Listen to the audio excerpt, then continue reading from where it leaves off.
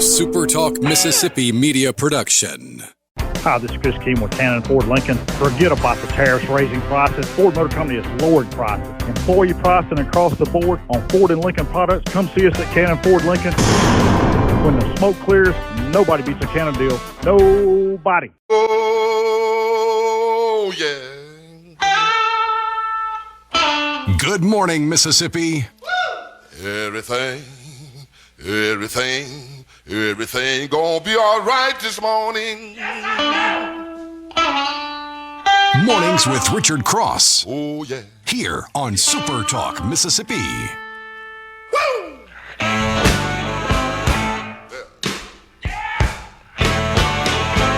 Now, when I was a young boy, at the age of 5, my mother said I was gonna be the greatest man alive. But Hey, good morning. Middle of the week. Today is Wednesday, April 16th. This is Mornings with Richard Cross on SuperTalk Mississippi. We're glad to be with you. I think I can speak for Lance when I say that we're glad to be with you. I'm certainly glad to be with you. I hope Lance is glad to be with you as well. Good morning, my friend. Man, I'm always happy to be here. I know you are. With you, Mississippi, and everybody we get to hang out with. And, hey, man, let me tell you, I'm impressed with the shirt. I need a 6-pack of those babies, man. That's crisp looking. I like it.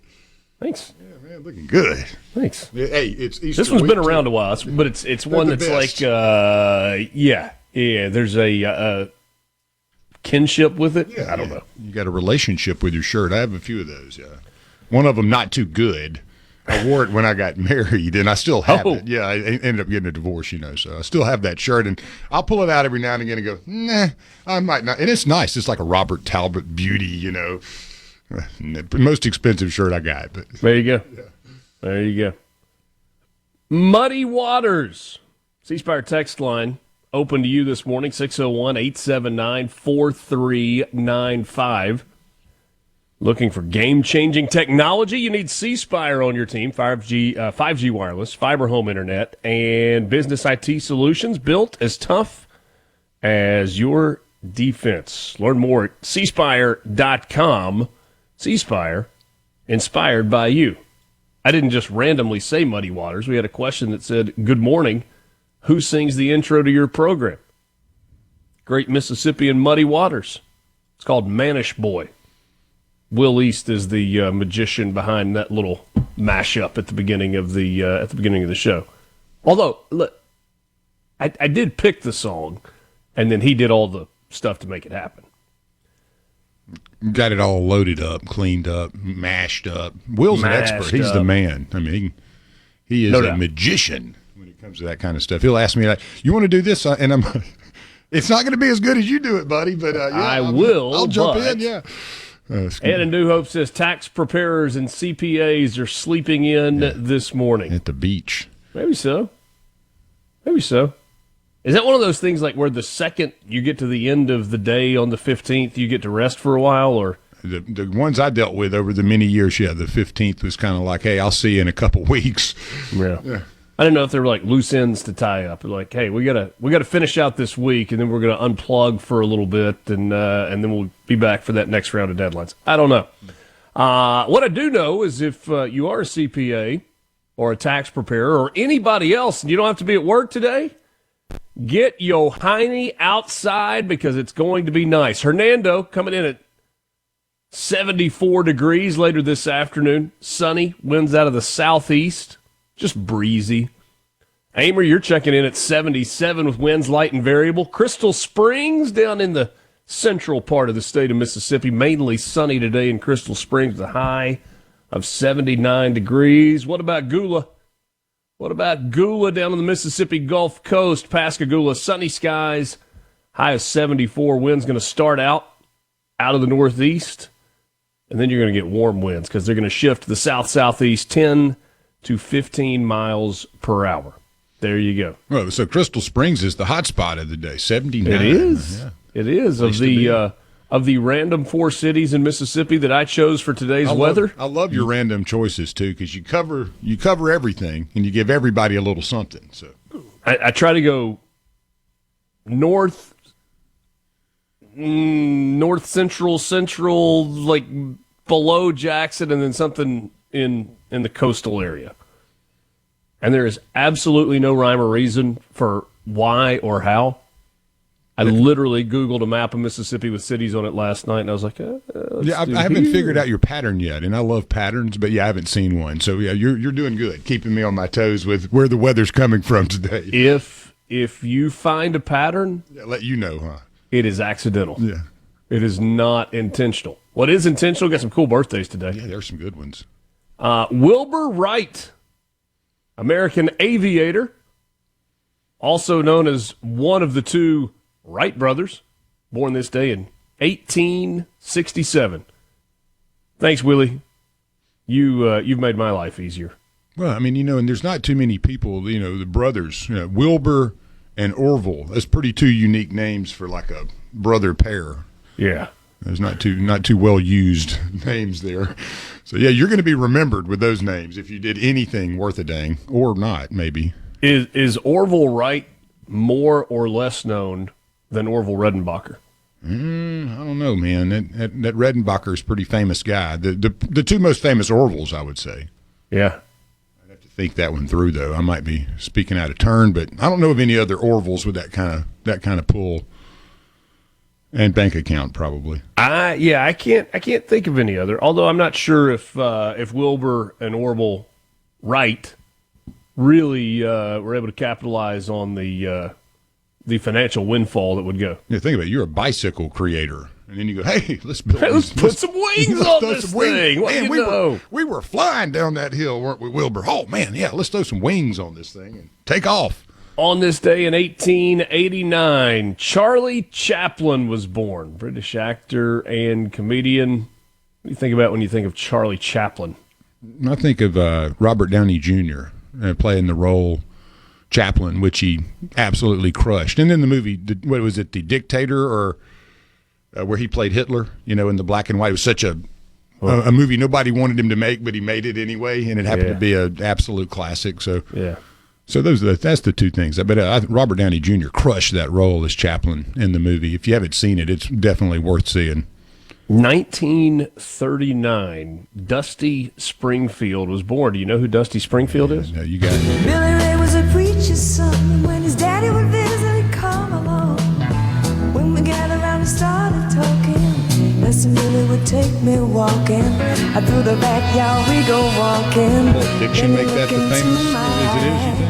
Lord knows to my surprise, the only boy who could ever reach me Was the son of a preacher man. the only one who could ever teach.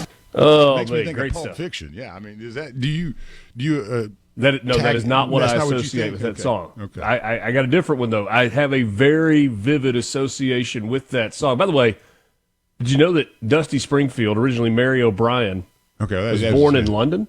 No, I didn't know anything about this individual. Yeah, I didn't either. Amazing song, though. Oh, I love that song. No, my association with that song, the Iron Bowl. Okay. Pre-game, Alabama hosting Auburn.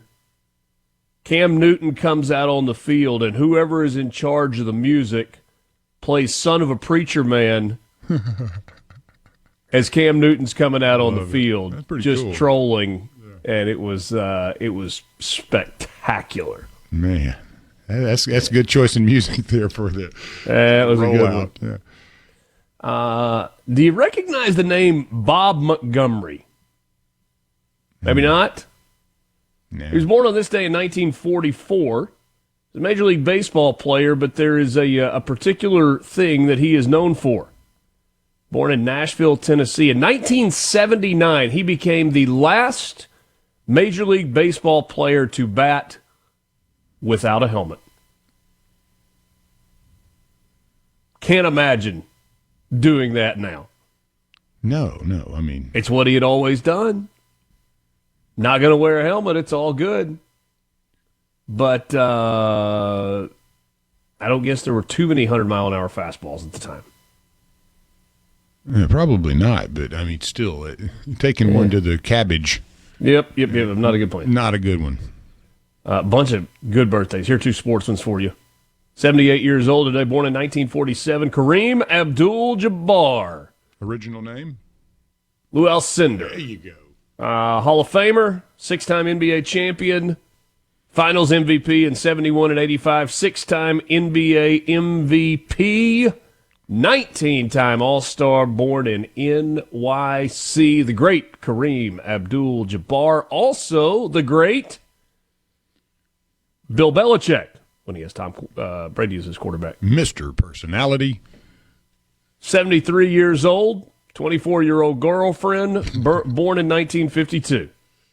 Most Super Bowl wins as a coach in NFL history. 02, 04, 05, 14, 17, 18. Coach of the Year in 03, 07, and 10. Also born in Nashville. Now calls Chapel Hill, North Carolina, home.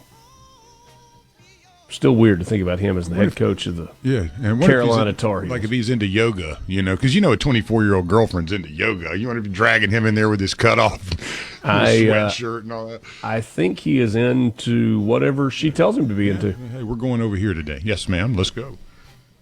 Just getting started with you. Wednesday morning. This is Mornings with Richard Cross on Super Talk, Mississippi.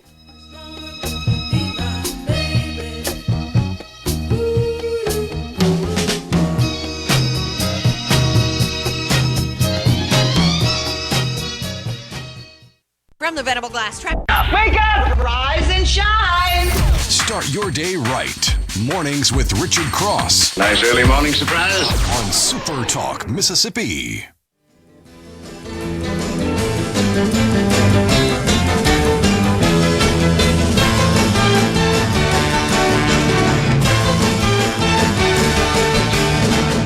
C-Spire text line open, 601-879-4395. CC in Senatobia. Okay, is there anything to this Social Security issue that Democrats have turned into their latest topic to scream about, or is it just them screaming about nonsense as per usual? CC, I need you to be a little more specific. I'm not sure which part of Social Security that Democrats are screaming about today. All I could hear was Benny Thompson screaming about the SAVE Act yesterday. We'll touch on that when we get to some news headlines in just a bit. On this day, in 1922, Annie Oakley set the women's shooting record, breaking 100 consecutive clay targets. Annie Oakley was an American sharpshooter and folk heroine who starred in Buffalo Bill's Wild West. Developed hunting skills as a child to provide for her impoverished family in western Ohio. At the age of 15, kind of an interesting story. There was a guy that thought he could shoot. There was some backroom wagering on it. They got to pick his opponent. The opponent, 15-year-old girl named Annie. And she wore him out in the shooting contest, and he was love-struck. Frank Butler married Annie Oakley a little over a year later. You beat him, join him. Huh? 1876. Audiences were astounded to see Annie shooting out a cigar from her husband's hand or splitting a playing card edge on at 30 paces. She earned more money on Buffalo Bill's Wild West than anyone except Buffalo Bill himself. On this day in 1929, the New York Yankees became the first Major League Baseball team to permanently feature numbers on the backs of their uniforms. How did they come up with who got which number? The number on the back of the jersey corresponded with the position that day in the batting order. No, you're like, hey, you're number 9, buddy, for the whole year. Like, no, I don't want to hit 9. I'm lucky number 7. This year, you're not. What's a bench player? Do they have like 9 guys on the team? I don't know. That was back when they were like trading gloves and hats. Yeah. And some dude's taking his belt off out there, giving it to the other guy while the cigar gets passed around. I love baseball from that era, too, like watching them. No helmets. No helmets. Dude's over there burning packs and drinking coffee on the bench. On this day in 1940, Cleveland Indians pitcher Bob Feller hurled the only the first and only opening day no-hitter in Major League Baseball history. The game was at Comiskey Park. They beat the White Sox 1-0. In 2015, American entrepreneur, inventor, and founder and CEO of Theranos, Elizabeth Holmes, is named one of Time's 100 most influential people. The concept was remarkable. The fraud was unbelievable. Forbes had named Holmes the youngest and wealthiest self-made female billionaire in United States history on the basis of a $9 billion valuation of her company. In the following years, revelations of fraud about Theranos' claims began to surface. Forbes revised its estimate of Holmes' net worth to 0. And Fortune named her in its feature article on the world's 19 most disappointing leaders. She was convicted. Her trial in the case of the United States versus Holmes. By the way, as a general rule, if you are a defendant in a case, you don't want the plaintiff to be the United States. I just always feel like the United States versus pretty big deal, yeah. It's a pretty tall hill to climb. Trial ended in January of 2022 when Holmes was convicted of defrauding investors. She was acquitted, though, of defrauding patients. She was sentenced to serve 11 and a quarter years at federal prison camp Bryan. Her sentence started on May 30th of 2023. So she's got about 9 years left. You saw that today. There's an interesting correlation here. You may not be able to weave it up right, but I want to cover it. 1943, Swiss chemist Albert Hofmann accidentally took his first trip on LSD by inventing it. And that was 1943. Another dude named Abby Hoffman, not related in any way, the political activist, and former first daughter, Amy Carter, and 13 others in 1987. You know, they were a little trippy group, LSD kind of folks and protesters. But in 87, Abby Hoffman, not Albert Hoffman, the creator of LSD, they were acquitted on the civil disobedience charges on the CIA protest. That was a big deal back in those days, you know, the protests, Abby Hoffman in the group. And then finally, one other thing that happened on this day I thought was pretty interesting and kind of hits close to home. A movie was made about it recently. The 2013, an envelope addressed to Roger Wicker tested positive for the ricin. And then others were sent to President Barack Obama and a judge. And a Mississippi man later pled guilty and sentenced them to 24 years in prison. So some interesting stuff going on this day for sure. We got some news headlines. We could use this one. CC said they're screaming that Trump is trying to dismantle Social Security to free up funds that will help his billionaire buddies. And I mean, they're hammering him as if they know what he's up to. Even Biden came out of his basement yesterday to scream about it. Yeah, that's right. Joe Biden making his first post-presidential speech. And honestly, he sounded a lot like he did the last time we heard him speak. And there was this little gem that was woven into the speech. Now, I will give you that it is taken just a touch out of context, but it is classic Joe Biden. And I'd never seen hardly any black people in Scranton at the time I was only going in the fourth grade. And I remember seeing the kids going by at the time called colored kids on a bus going by. Okay. Thanks, Joe. Now, why was that important? It doesn't matter. We're not even digging for context there. Go back to the beach, Joe. Can you imagine if Donald Trump had given a speech where any part of the speech referenced colored kids? Oh, Benny would have something else to be mad about. Benny Thompson is big mad about the SAVE Act. Mississippi's 3 GOP congressmen, Trent Kelly, Michael Guest, and Mike Ezell, joined their Republican colleagues in supporting the SAVE Act unanimously yesterday. That's the you've got to have citizenship in the United States if you want to vote in our elections bill. I know. I get it. It's a crazy concept. Well, and think about it. We're trying to actually go get criminals from and bring them back. Yeah. So, I mean, like, we wouldn't even vet them when they come in, but we were real happy to go check them out when they leave. Mm-hmm. So, wonder why you Benny want them Thompson, so bad. the state's only Democrat on Capitol Hill, sided with the overwhelming majority of his party in dissenting against the legislation. The SAVE Act, if passed, would require all U.S. citizens to present proof of citizenship, birth certificate, passport, when registering to vote or updating their registration information. The goal of the legislation, per Republican leadership, is to protect American elections from outside influence by preventing non-citizens from voting. It really doesn't seem like a controversial concept, unless you want to cheat in elections. Congressman Benny Thompson, an avid critic of this effort by Trump and the Republican Party, believes that there is a larger agenda at play. Those dirty Republicans, they don't want safe elections.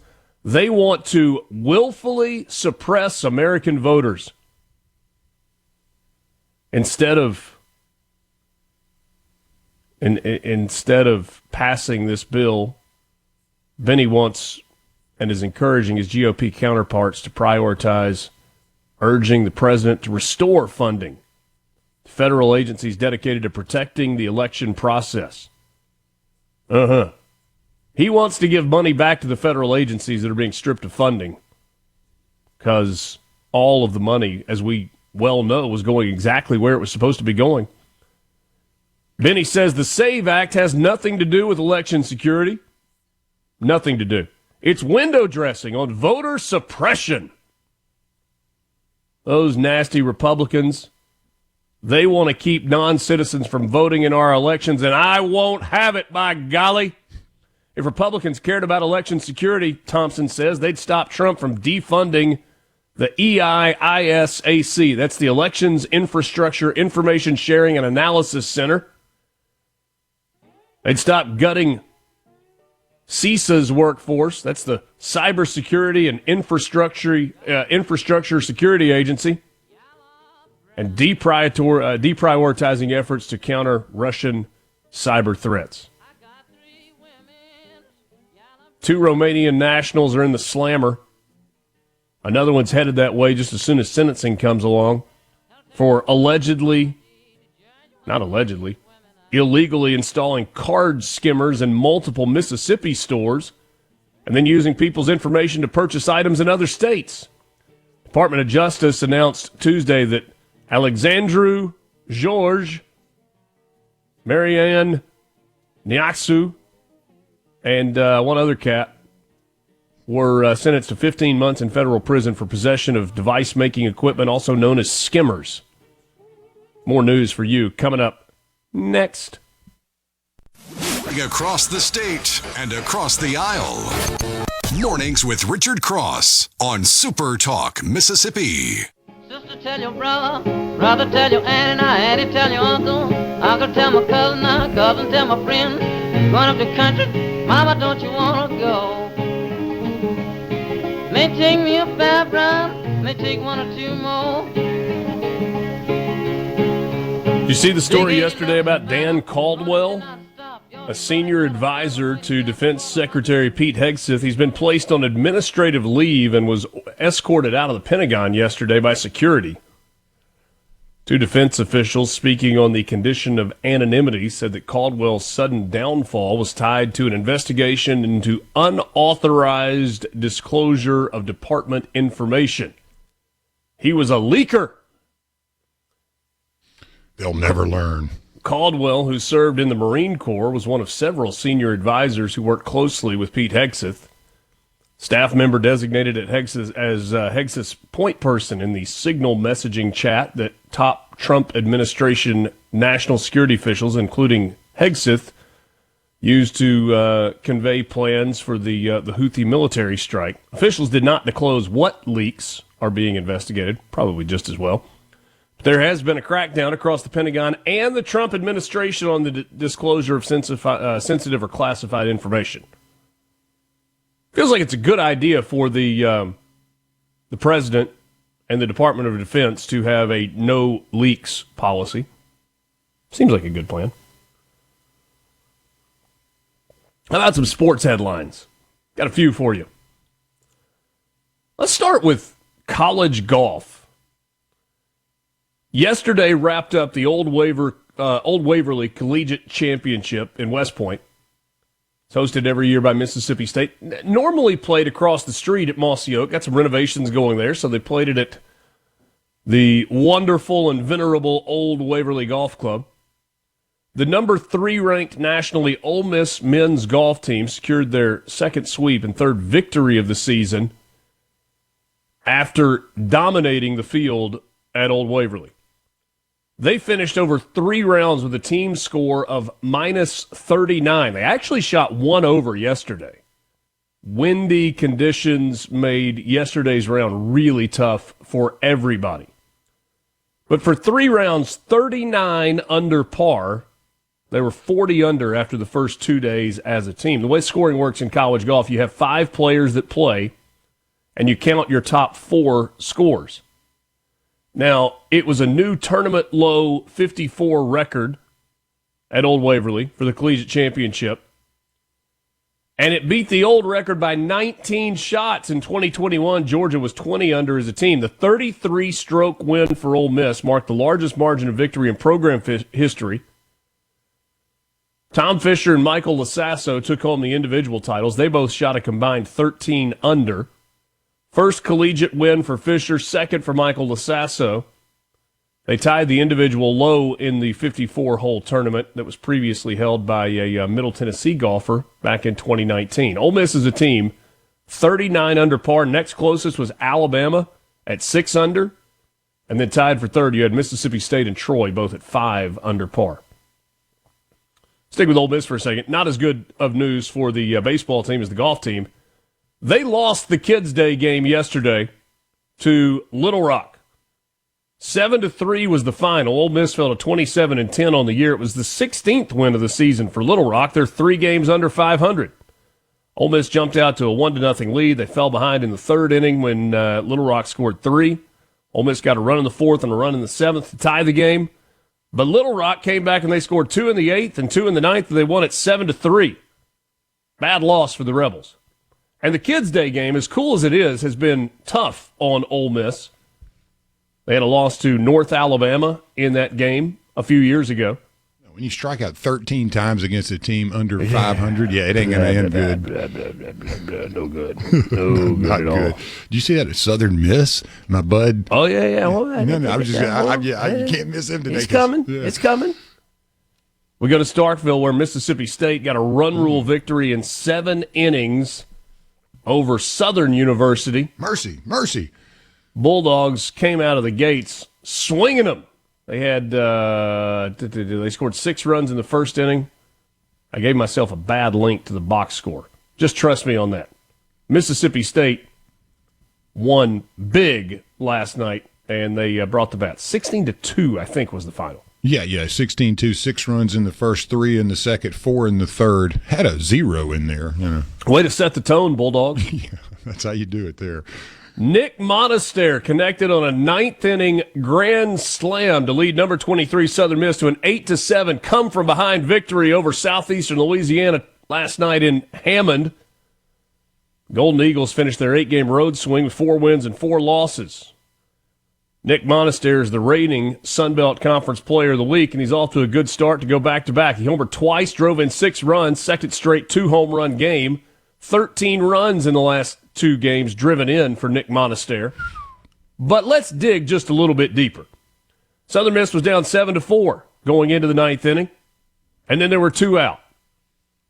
It's like a Casey at the bat or Casey's revenge scenario. Dre Barrett drew a walk. Ozzie Pratt got a single. Jake Cook got a walk. Nick Monaster comes to the plate. He's down to his final strike. 3-2 count. 2 out. Top of the 9th inning. Down 3. Grand slam. Boom. Everybody's dreamed of that scenario in the backyard as a kid. Well, think of it this way, too. In the 3rd inning, bases were loaded. He grounds into a double play. Southern Miss is up 1-0 right there. He comes up in the 5th and hits a bomb. Jake Cook, friend of mine's son, he scores.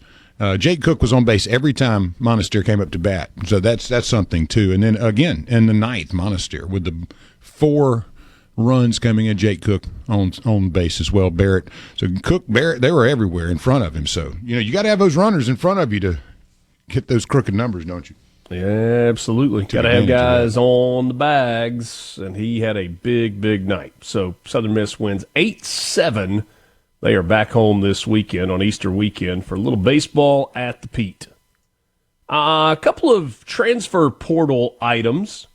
Ooh. If you want more than just a couple of headlines here, be sure to grab the Sports Talk Mississippi podcast. Michael Borky, Brian Haydad covered all of this in great detail yesterday afternoon. You can listen online at supertalk.fm. You can grab all of our shows via podcast wherever you get your podcasts. Ferris State All-American quarterback Trinidad Chambliss has committed to Ole Miss. He led his team to a Division II national championship, 6'1", 200 pounds. Last year, he threw for almost 3,000 yards and 26 touchdowns. He also had 1,000 yards rushing and 25 touchdowns. If you are keeping track at home, that is 4,000 yards of total offense and 51 touchdowns for the incredibly athletic quarterback. Expectation is that he will be in the mix for a backup role at Ole Miss, but we'll see. And Mississippi State, kind of, transfer portal news. Outgoing, not incoming. Keyshawn Murphy, the 6'10 junior from Birmingham that averaged 12 points, 7.5 rebounds, and a block per game last year. Instead of wearing maroon and white, he's going to be wearing navy blue and orange next year. He is committed to Auburn into the transfer portal last week and has headed back to his home state to play for Bruce Pearl and the Auburn Tigers. Those are your sports headlines this morning. There's a lot out there. Yeah, and you know, Ferris State's website is having a hard time this morning.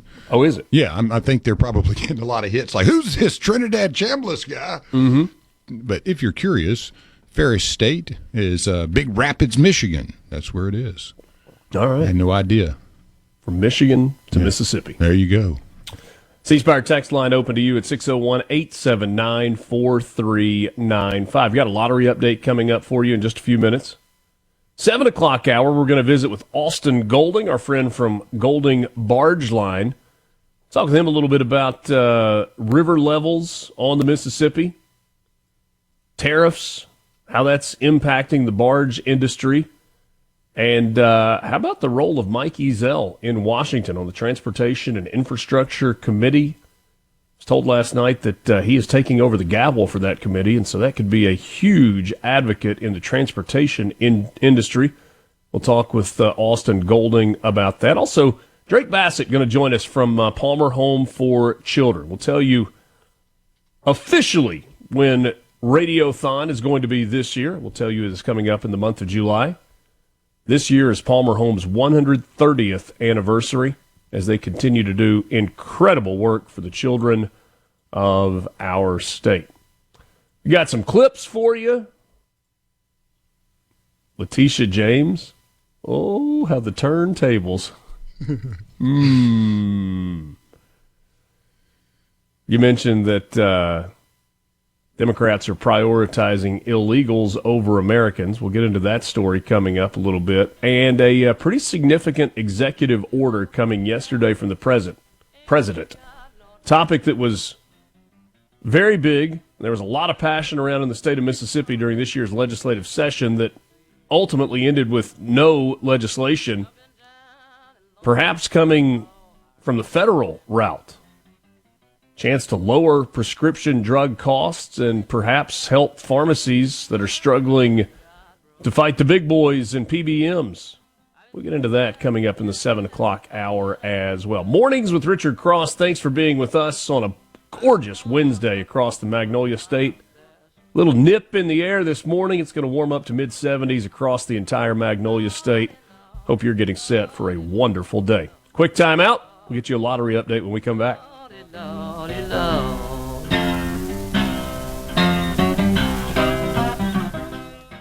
From the Venable Glass. Now, mornings with Richard Cross. What's up? Let's get the show going. Super Talk, Mississippi.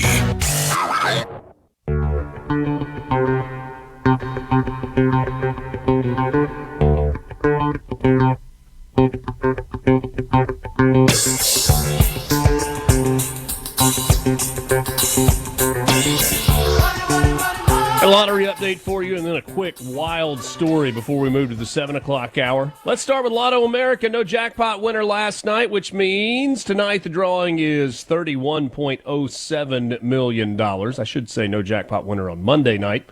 $13.9 million, the estimated cash value. Monday night's numbers 7, 10, 13, 21, 42. The star ball was 10. The all-star bonus multiplier was 2. Got a big old Powerball jackpot drawing tonight, $113 million for the estimated jackpot with a cash value of almost $51 million.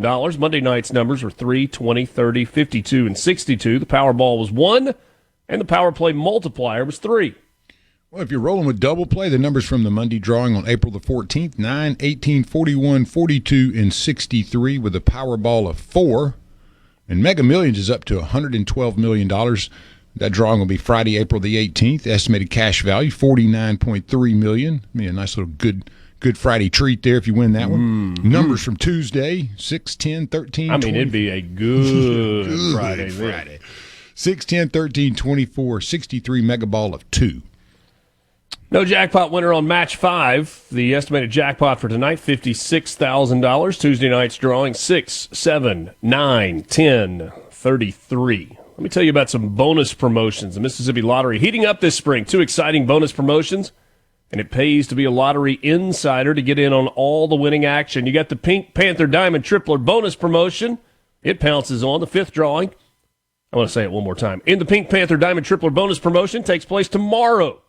It's the 17th of April. Mississippi Lottery will be awarding big-time cash prizes, $15,000, $10,000, $5,000, a couple $100 gift cards.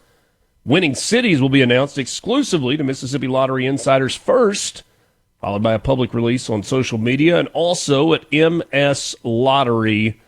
I told you about this yesterday. The adrenaline continues with the 2025 NASCAR Powerball Playoff, where Mississippi is sending 15 lucky winners into high-speed action. The second winner will be announced next Thursday, the 24th of April. $8,500 in cash plus a $3,500 early bird bonus for a total of $12,000. All winners will qualify for the National NASCAR Powerball Playoff, racing towards $1 million grand prize, just like Stephanie Walker of West Point did. She brought home the $1 million cash prize in 2023. To be eligible for this promotion, you must be a Mississippi Lottery insider and a resident of the Magnolia State. Sign up today to receive exclusive entry forms, winner announcements, and more. Visit them online at mslottery.com to become a Mississippi Lottery insider. How about a Guntown man that won $21,250 on how many? 16 tickets. Yeah, I mean, I've been zeroed in on that. I haven't even looked at anything else.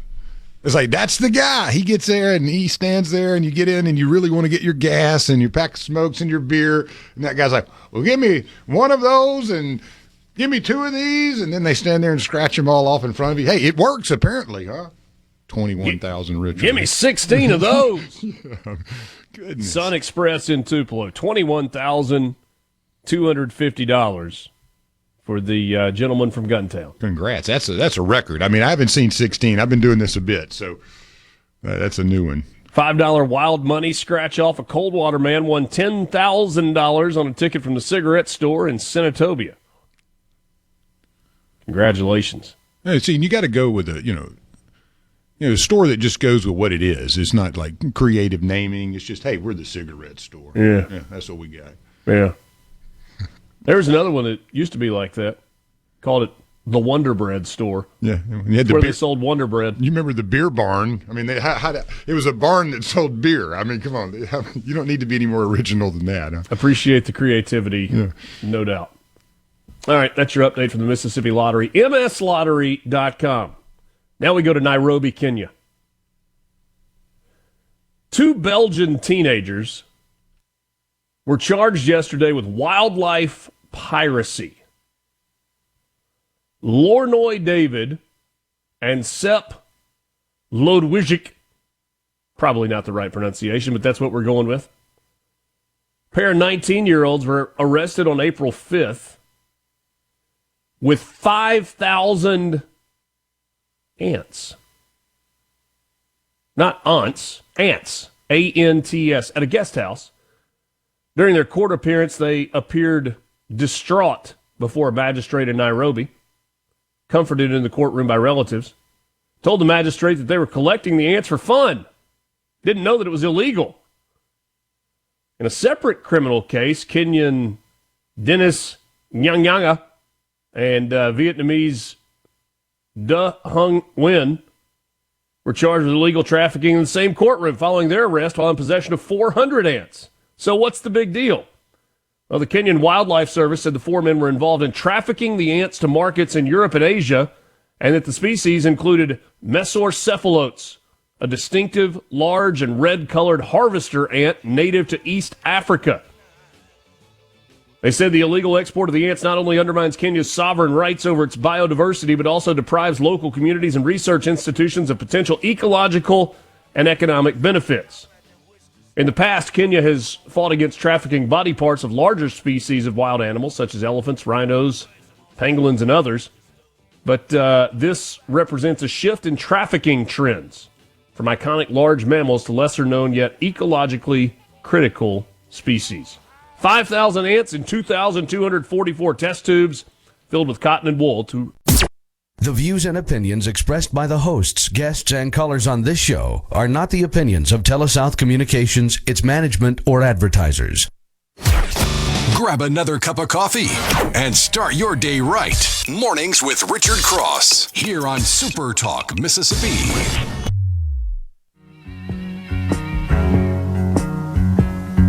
Standing on a corner, looking for you, babe. Standing on a corner, looking for you, babe. Lordy mercy, I cannot see.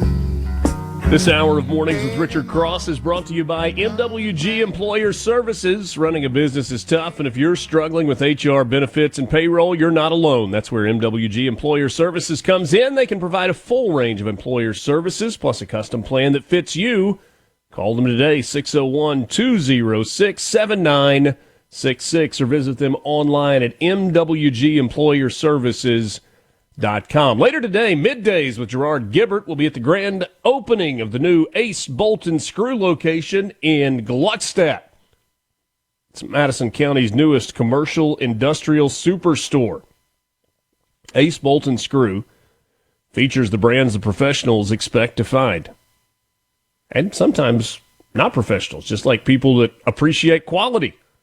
Brands like DeWalt, Milwaukee, Gear Wrench, Klein, Diablo, and many more. When you're looking to get the right tool to get the job done, look no further than Ace Bolt and Screw, with locations in Jackson, Tupelo, Richland, Greenwood, and now in Gluckstadt.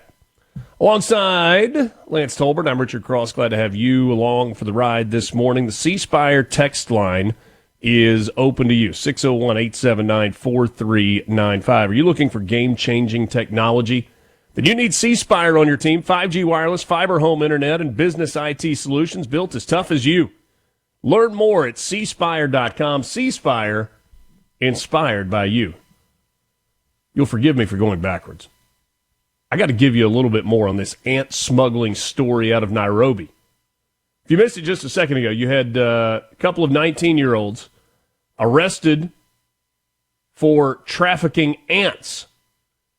They were found in a guest house in Kenya with 5,000 ants. They had them packed in test tubes, 2,244 test tubes filled with cotton and wool to enable the survival of the ants.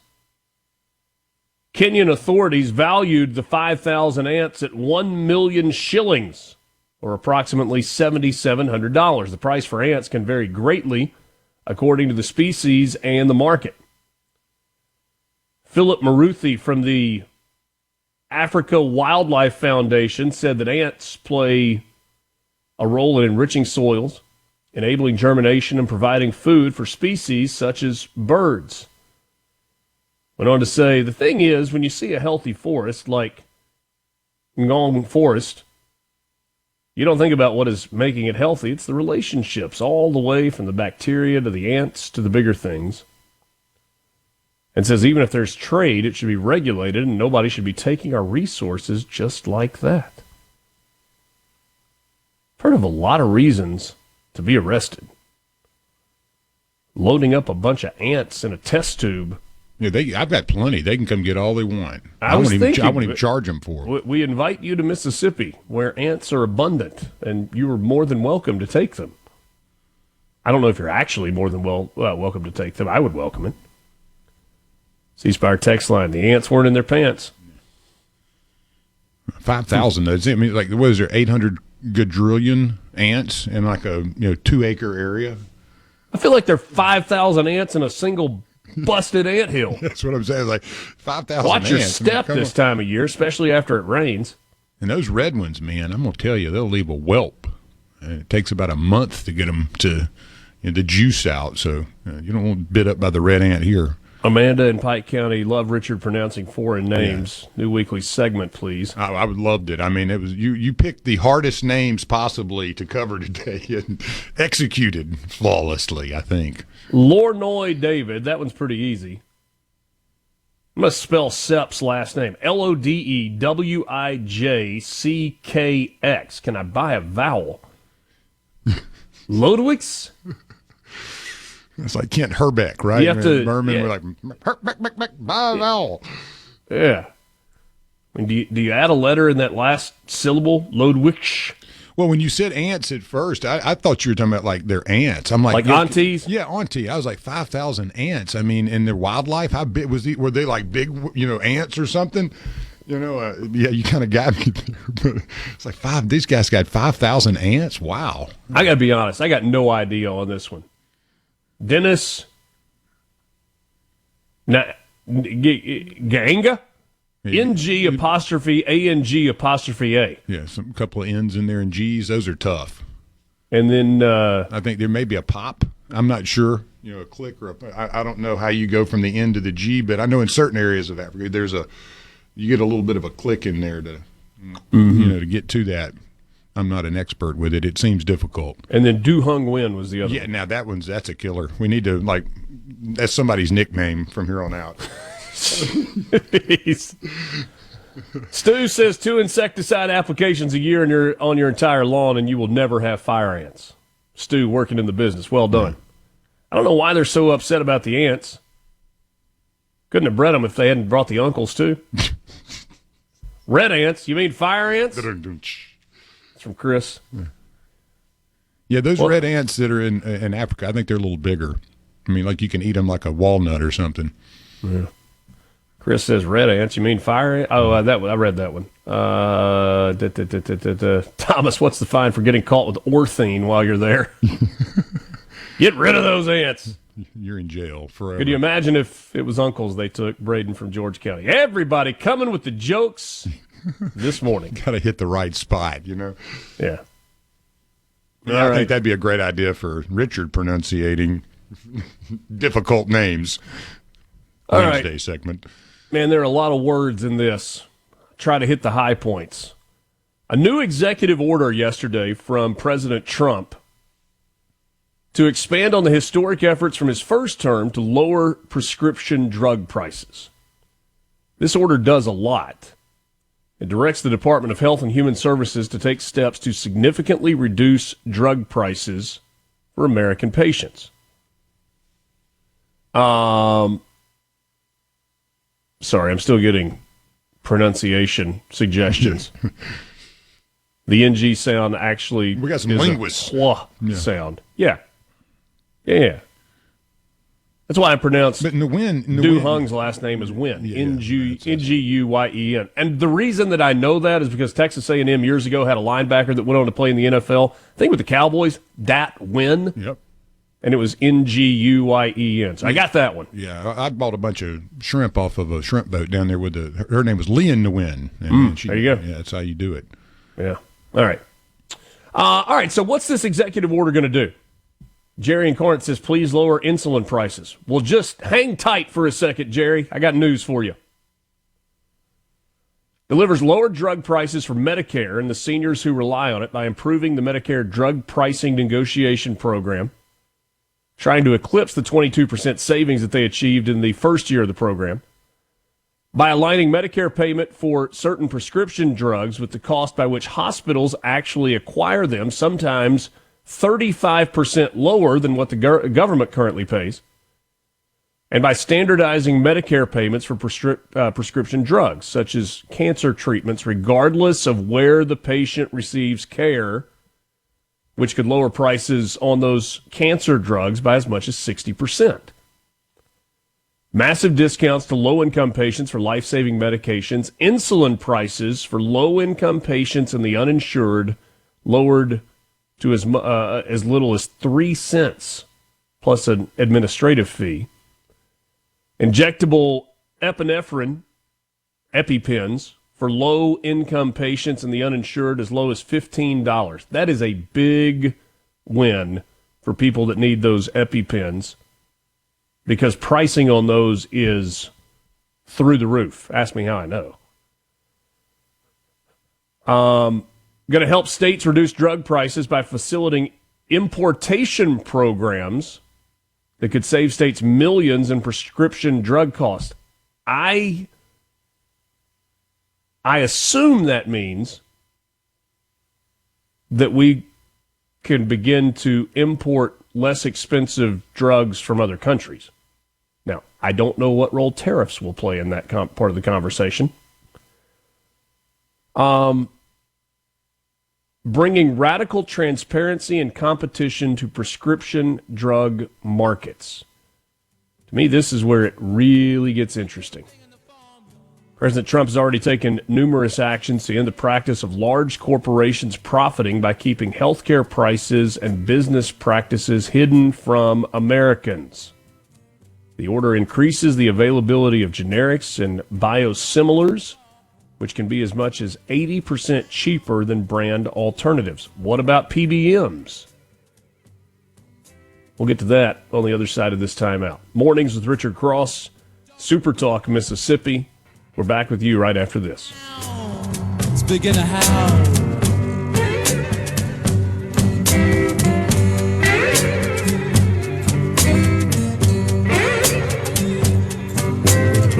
Watch how strange can be. Little red roosters on the prowl.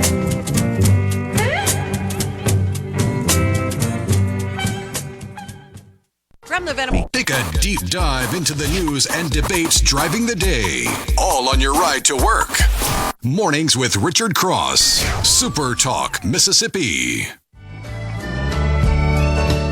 Sweet Jane, sweet, sweet Jane. Waiting for Jimmy down in the alley. Waiting there for him to come back home. Looking at this executive order that Donald Trump signed yesterday that could radically impact the prescription drug industry. Told you we would get to the PBM part of the conversation. Let's do that right now. The executive order builds off the critical work and reevaluates the role of middlemen. Here's what it suggests. Improving disclosure of fees that pharmaceutical benefit managers pay to brokers for steering employers to utilize their services. You remember the conversation that we had here in Mississippi? There were some people that we talked to who pointed out that costs ultimately would get passed on to end users, to you, to me, because employer costs would go up. And so employer, like big employers get steered to use certain benefit managers, and it's a concern. Also, directing the administration to develop reforms to promote a more competitive, transparent, efficient, and resilient prescription drug value chain. And finally, by addressing the influence of middlemen and promoting open competition. President Trump's actions aim to create a fairer prescription drug market that lowers costs and ensures accountability across the healthcare system. Now, as I read this, that says to me that priority number one is lowering the cost for individuals. But the byproduct of lowering costs for individuals, if I'm reading this correctly, looks like a benefit to smaller, locally owned community pharmacies. If the PBM market, the middleman market, becomes more of an open competition market, then independently owned pharmacies will seek PBMs that give them better deals. And if one PBM that is charging more to an independently owned pharmacy, if that turns into lots and lots and lots and lots of customers, leaving them to go to a PBM that is charging less, then in theory, the market doing its thing should drive down those costs and make it a little bit better for everybody. And then the final piece of this, they talk about putting American patients first. President Trump is delivering on his promise to once again put American patients first by building off the historic efforts to lower drug prices.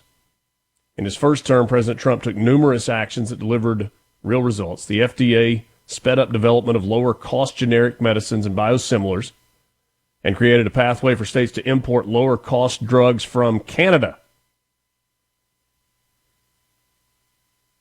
Now, we've got overlapping issues, right? Because trade with Canada right now, not exactly not exactly on smiling terms. Government-mandated discounts were passed through to patients instead of being retained by middlemen, they say. Price transparency rules were developed to allow patients, doctors, employers to see the actual cost of prescription drugs. And we know that, I think that's part of the reason that pharmacies know how badly they're getting jobbed. It's because you can kind of see the whole process. Insulin copays were capped for Medicare beneficiaries in the previous Trump administration. So, C-Spire text line, 601-879-4395. Thomas in Greenwood, he says, neat. What other crap are we going to get the president to set the price on a whim? Let's get Trump to decree that a new F-150 costs $1. It would be good for F-150 sales. I'm not sure that it would be good for F-150 manufacturers. But Thomas, this is not on a whim. They have, throughout the campaign, talked about reform to the healthcare system, this being part of it. And how many times did you hear Joe Biden talk about insulin costing, what was it, $6 or $16 or $23 or whatever the number was that he just said over and over and over and over again, and Donald Trump's going to make it cost $1 jillion. In truth, not so much. In January, Trump revoked Biden's, this is on the C-Spire text line, revoked Biden's drug cost order, ending efforts to lower prices. Now he's reversing course with the new order to cut costs. I'm glad he realized he made a mistake, but I don't get credit for planting a tree if it's the same one I dug up 2 months earlier. Well, what we don't really talk about is the fact that Trump got a lot of these policies started in administration number one. I know you referenced the specific executive order from Biden's administration, but there were tweaks that they wanted to make to that. What is big pharma in relation to drug costs? I understand they're a middleman that can drive up the cost of drugs. I'm not entirely sure what you're asking there. Now, PBMs, those pharmacy benefit managers, are the middleman, and yes, largely are owned by big pharma. Because it's so easy to remember, CVS Caremark is the one that people talk about the most because it's an absolute giant. It's got the same name as the pharmacy. But there's something Scripps is one of them. And then either Cigna or Aetna is the other one. But yeah, you're talking about big pharma players that own these big PBMs, which in and of itself, on the surface, is a conflict of interest.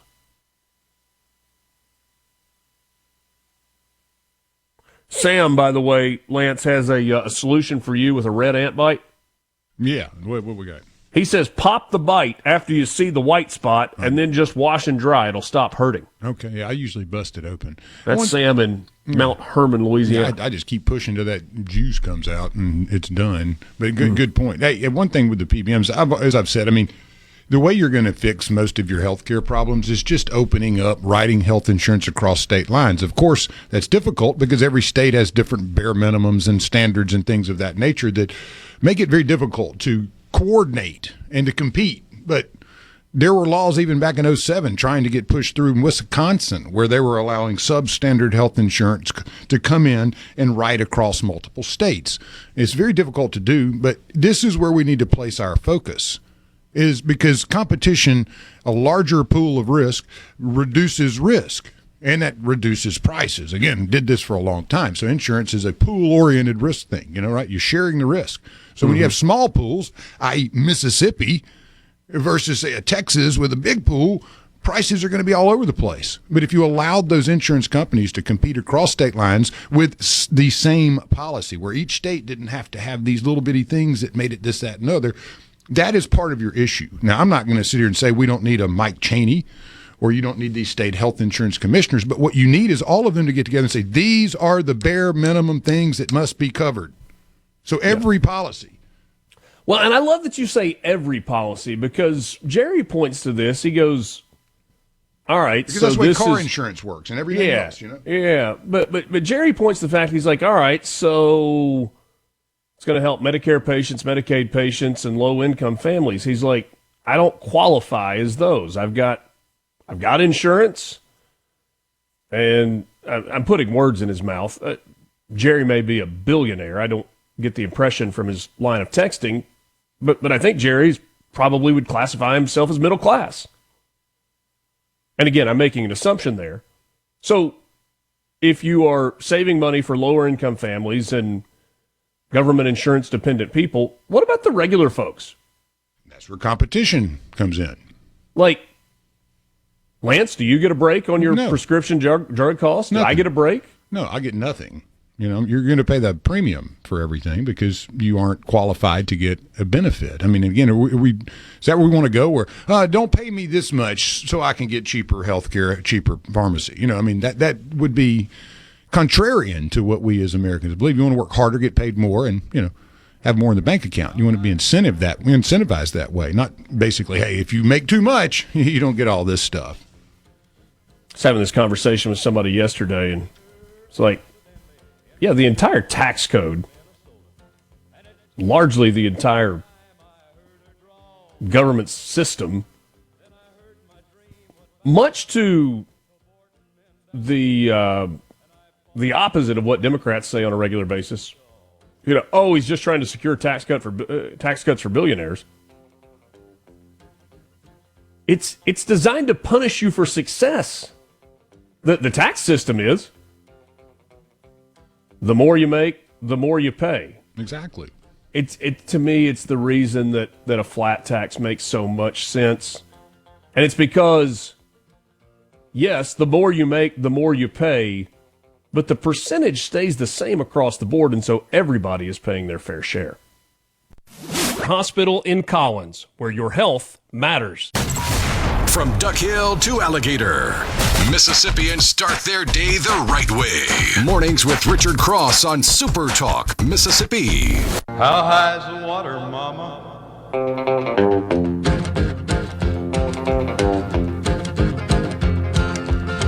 I met her accidentally in St. Paul, Minnesota, and it tore me up every time. Thanks for being with us on this Wednesday morning, middle of the week. This is Easter week, with Easter coming up on Sunday. A lot of folks going to have the day off on Friday.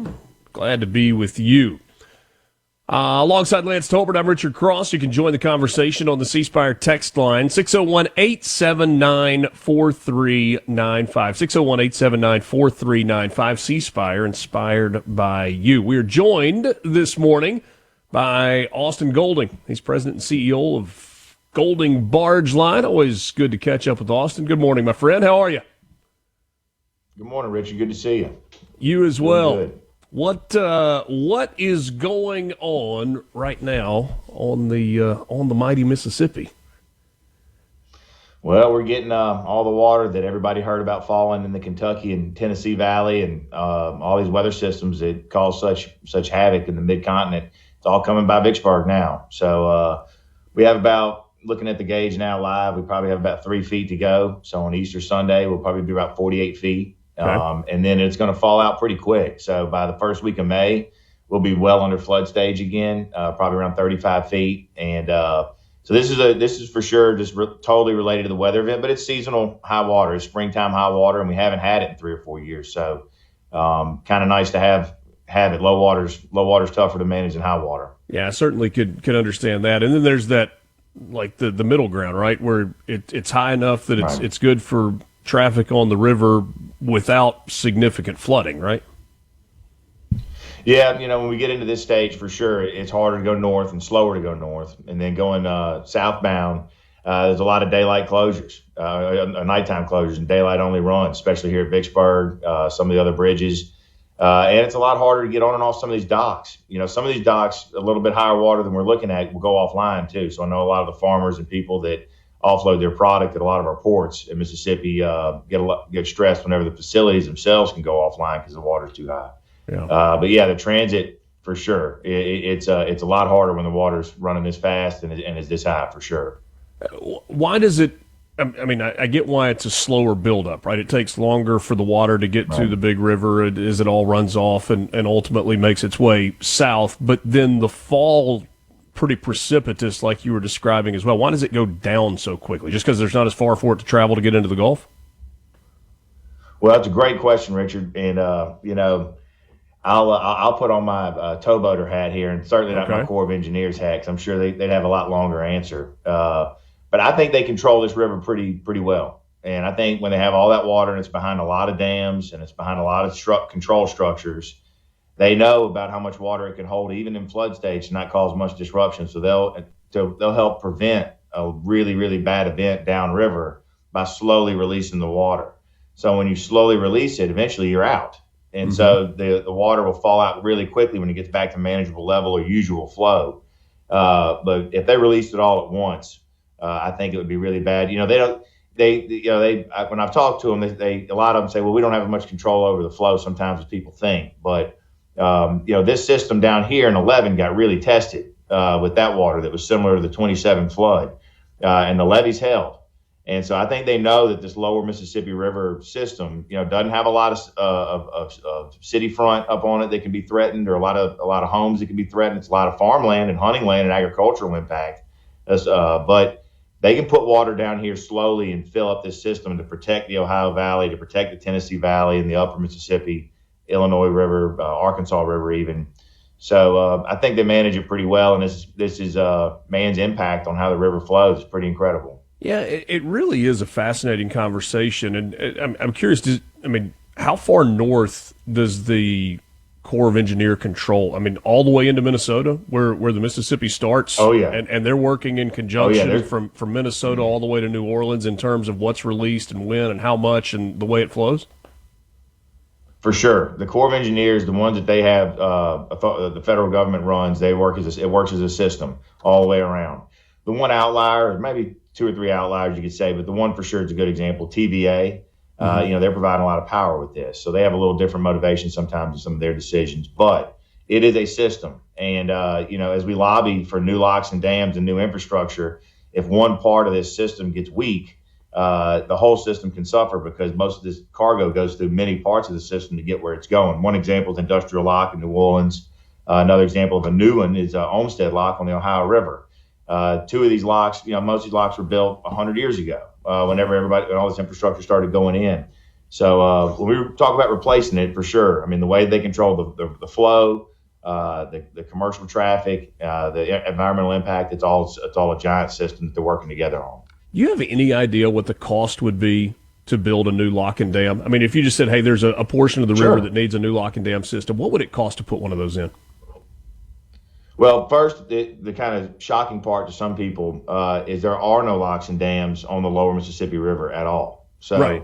Yeah, I guess so it's all tributaries that have those. Right.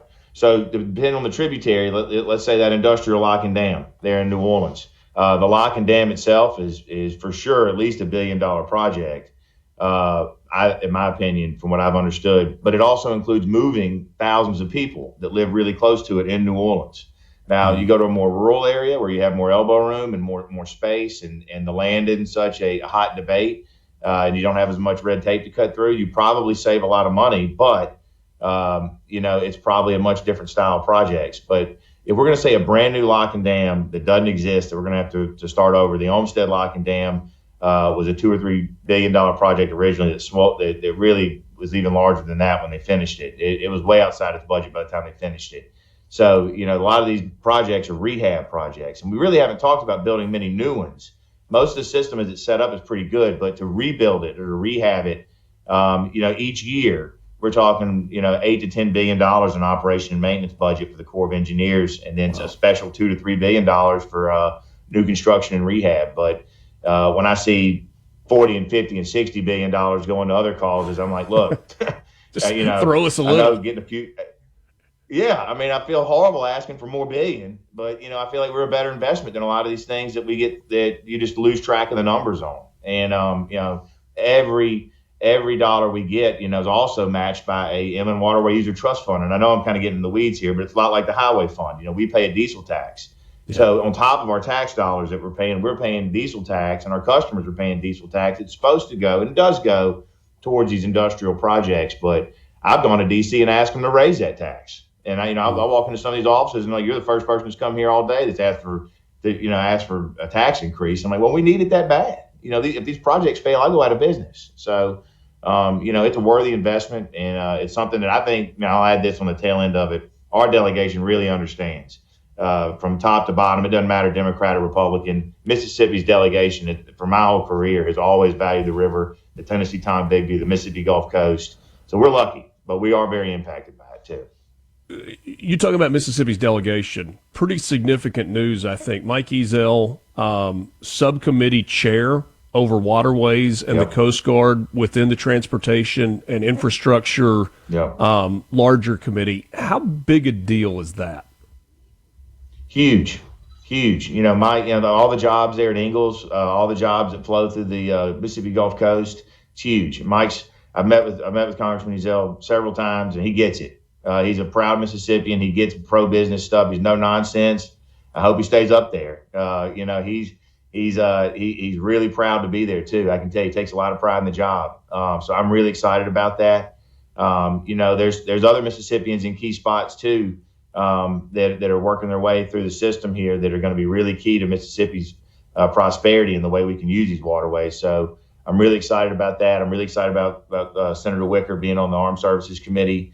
There's some other stuff going on in the Corps that I really like that's putting some Mississippi-minded people in the right spot. So, Mississippi's become a really good leader on the waterways and a real good advocate for them, too. One of the things that I love about Congressman Eazell, there are lots of politicians that really like the sound of their voice, and they use lots of words to not say anything. Congressman Eazell is not like that. His answers are shorter, they are succinct, and he gets to the point pretty quickly. That's what I told him. I said, man, I appreciate your candor, but we need you up here. Just the honesty, too much honesty. Just play the game a little bit because we need some common sense guys up here. But he's a great guy. I've really enjoyed talking with him, and a lot of laughs and a lot of common sense in those conversations for sure. On the other side of the break, I want us to talk a little bit about tariffs. You've mentioned farmers a couple of times and offloading and their product for exports and all those things. So we'll get to that in a second. But I'm intrigued by you mentioning Ingalls. And obviously the shipbuilding business is different than the business that you are in. But are these two industries tied more closely together than some people might realize? Absolutely. That'd be a great conversation to have. They're absolutely tied together. Right. They're married at the hip. We'll do that when we come back. We'll try and pack a lot into the final 6 minutes of this 7 o'clock hour. Visiting with Austin Golding. He's president and CEO of Golding Barge Line in Vicksburg, Mississippi. Quick timeout. Mornings with Richard Cross, SuperTalk Mississippi. We're back with you right after this.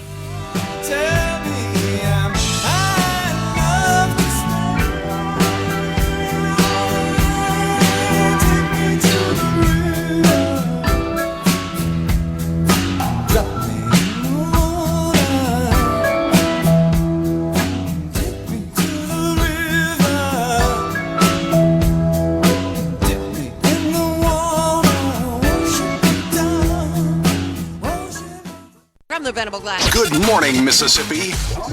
You're starting your day off right. Welcome to Mornings with Richard Cross here on Super Talk, Mississippi.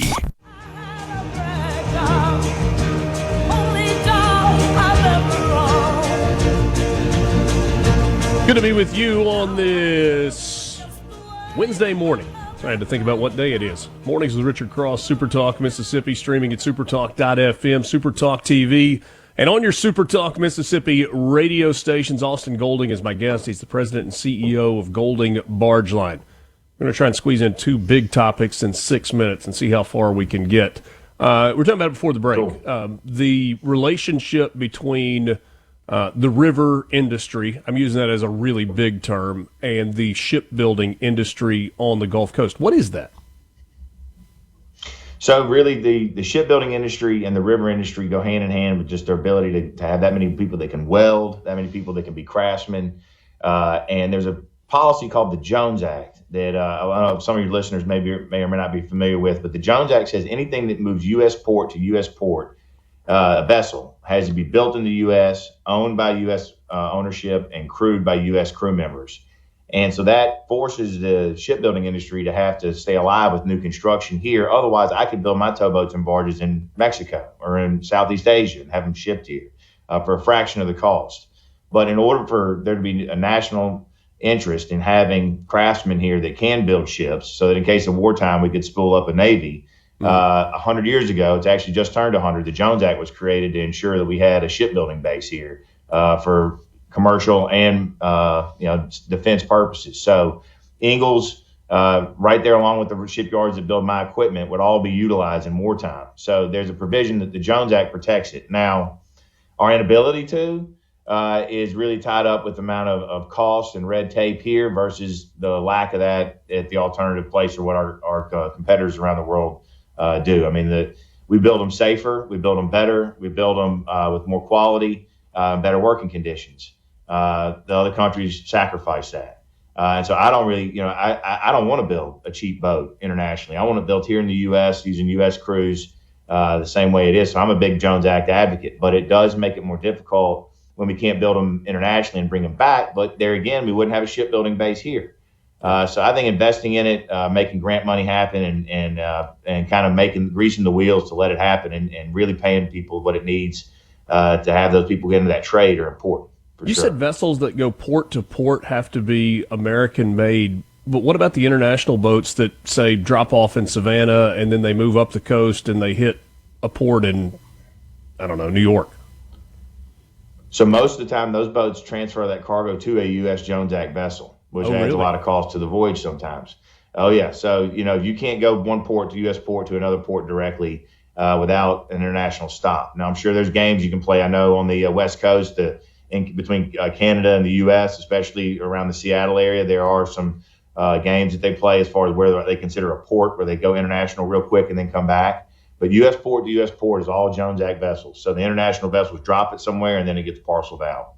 Austin, the more I talk to you, the more I realize that you have to be aware of and keep your eye on a lot of different things. I mean, river conditions are one thing, but when you start talking about the role that you play, that your company plays with farmers in terms of taking their crop and getting it onto the river, onto barges, and then shipping it out and getting it ready for exports and all of those things. This tariff conversation is a really scary one for a lot of farmers all over Mississippi and, frankly, all over the country.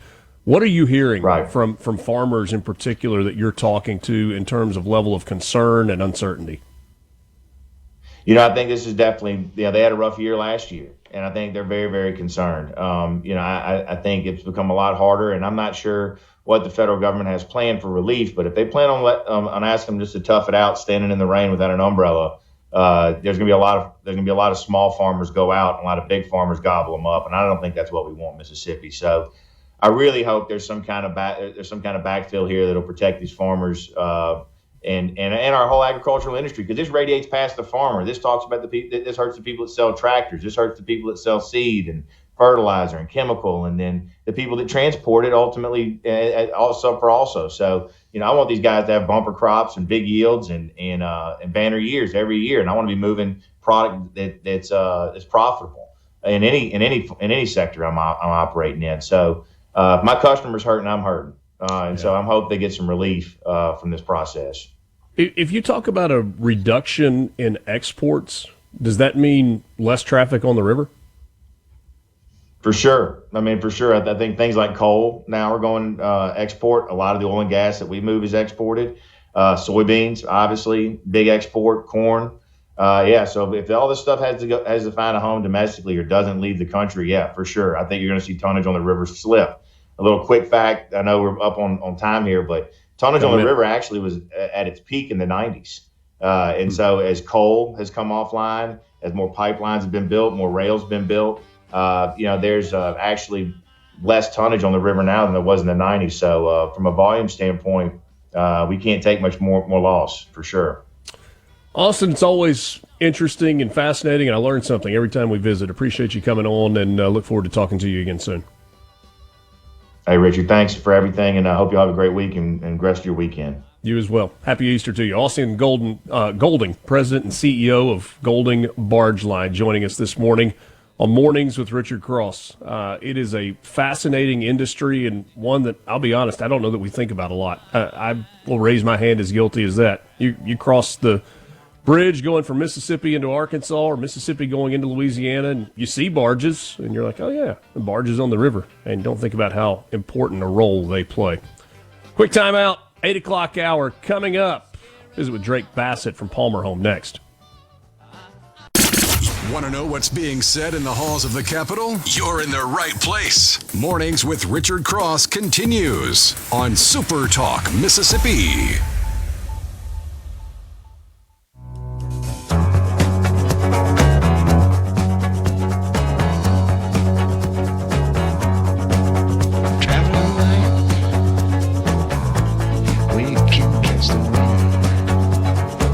Kind of a sidebar conversation, but got a pretty interesting chat going on with Thomas. If we have time, maybe I'll walk through some of this. It's one of the more level-headed conversations I've had with Thomas on the C Spire text line. This is Mornings with Richard Cross. Great to be with you. If you want to join the conversation, C Spire text line is the way to do it. 601-879-4395. Looking for game-changing technology? You need C Spire on your team. 5G wireless, fiber home internet, and business IT solutions. Learn more at cspire.com. C Spire, inspired by you. Always enjoy our next guest and the conversations that we have. Drake Bassett. He is the president and CEO of Palmer Home for Children. Great relationship, going back a long time now between SuperTalk Mississippi and our friends at Palmer Home, who this year are celebrating, I don't know, birthday or anniversary. I'm not sure which one you classify it as. 130 years in business for Palmer Home. Good morning, Drake. Hey, good morning, Richard. Great to see you. You as well. So when you got 130th birthday coming up, what do you do to celebrate? Well, the fact that it's about to coincide with Easter, something tells me we're going to have a lot of chocolate around here for a few weeks. But it's really a great time to reflect. And we've enjoyed, hearing from people who've been connected, with us over not just years, but even decades. And when you think about the impact Palmer Home has had on the lives of so many people who've gone on to live in different parts of the country, have productive lives, but then they stop and reflect on maybe the few years that they were at Palmer Home when they were children for some reason. Those are powerful stories, and it just reminds us that, we're part of the story, and we're a point in time on a big timeline, but that the mission going all the way back to 1895 is the same in 2025. Which is to, make an impact in the lives of children who need it at that particular point. So it's really powerful. Most organizations that last for a long time have the ability to operate with both short-term goals and long-term goals. And, what you say there strikes me as falling into that category. There certainly are immediate needs and short-term goals when Palmer Home receives a child. And you almost go into like a triage mode, certainly when kids first come to you. But then the long-term piece of it, with what you were saying just a second ago, the children who you do receive, who are with you for an extended period of time, and then graduate high school, and in some cases graduate college or jump into the workforce, and then you look up 30 years later and you're like, man, look at where this person is. It really is truly remarkable. Yeah, I've had the privilege of being here for about 13 years now, which means that some of the children I met when I first came here, who were, 4 and 5, 7 and 8, maybe 10 and 12, it's really a pleasure for me to keep up with them now that they're in adult life. And there are 3 or 4 of them that I text with who are, out in the world, making their way, I heard from a young man just, a few months back. He was excited to tell me that he's engaged to be married, and he's excited about his career. Hear from another, guy that is got a great job now, and he's excited about that. And watching these children become, young adults and become independent. We've talked before about the team that we have here in our program, and they're just really so great at recognizing that children are going to be coming from very tough situations. And I think about that first couple of hours that a child arrives here, and they're just, in some ways, they're a little stunned because of everything that's going on around them. It can be a painful moment because they're maybe separating from family. It can be a frightening moment because they don't know who we are. And, they're just not sure of what's going to happen.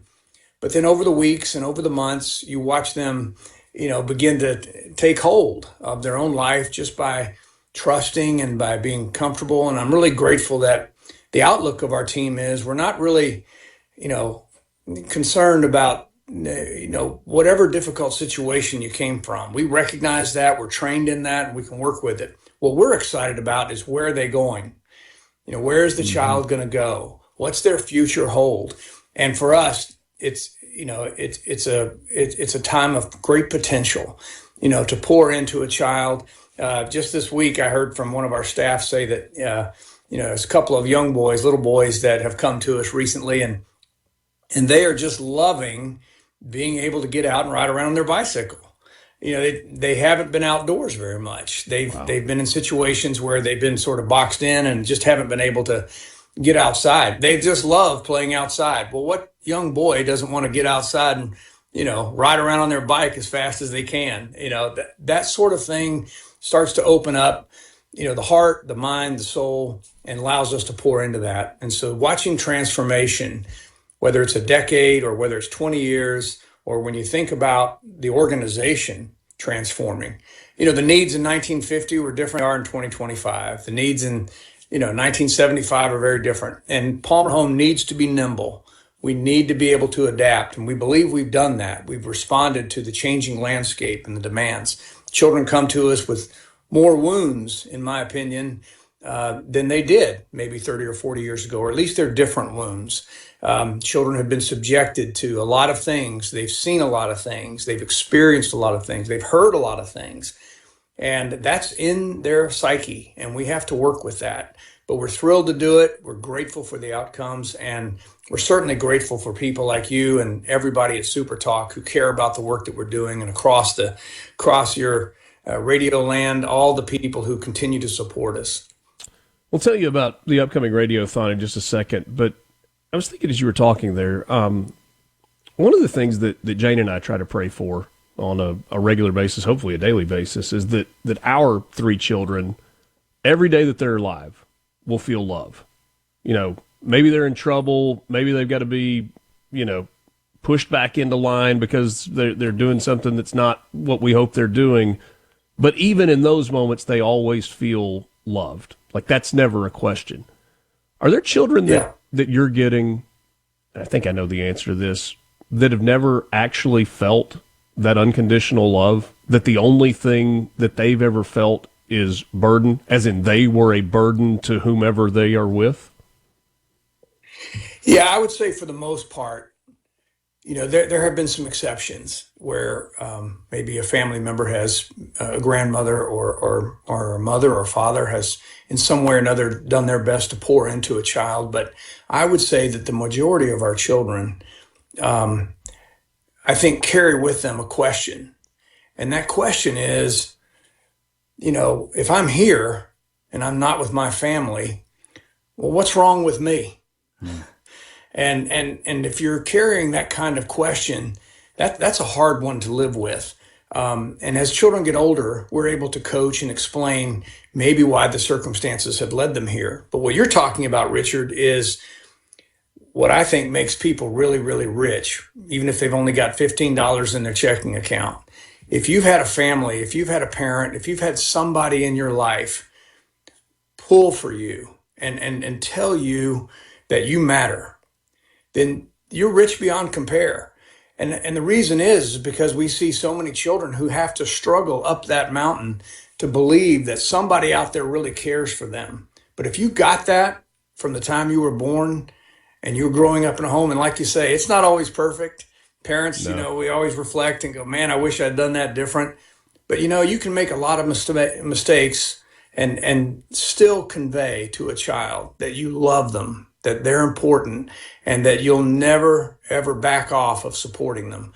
That kind of influence, that kind of affection is what we are able to feed into. We're not their parents, and we acknowledge that, but we can certainly come alongside of these children and tell them, hey, you're special. You do matter.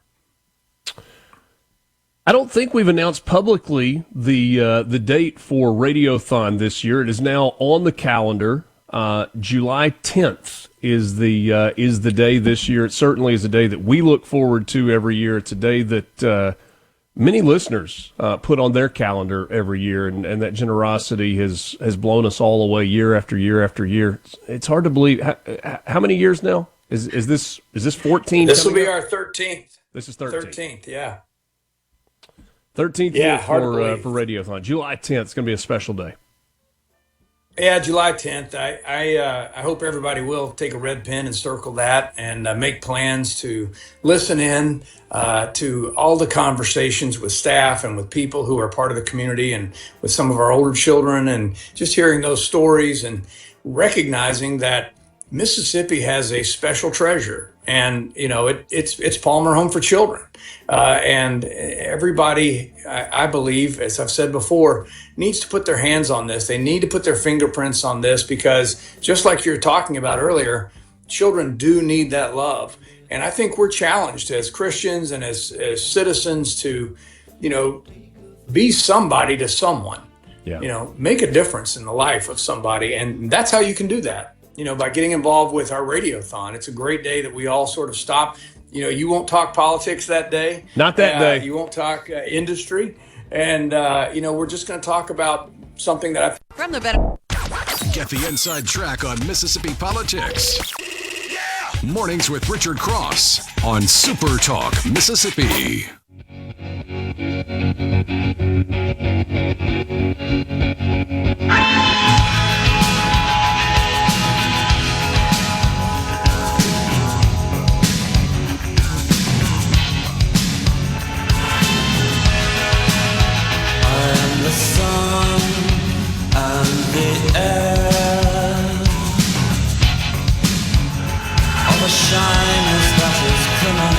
Good to be with you on this Wednesday morning. Always enjoy our visits with Drake Bassett, President, CEO of Palmer Home for Children. We mentioned it a moment ago. If you didn't catch the date, July 10th, 2025. So, what are we, April 16th? A little less than 3 months until our annual Palmer Home for Children Radiothon. This will be the 13th consecutive year that we've had Radiothon. You have been so incredibly generous. And I'm not talking about a dollar amount. The dollar amounts are staggering.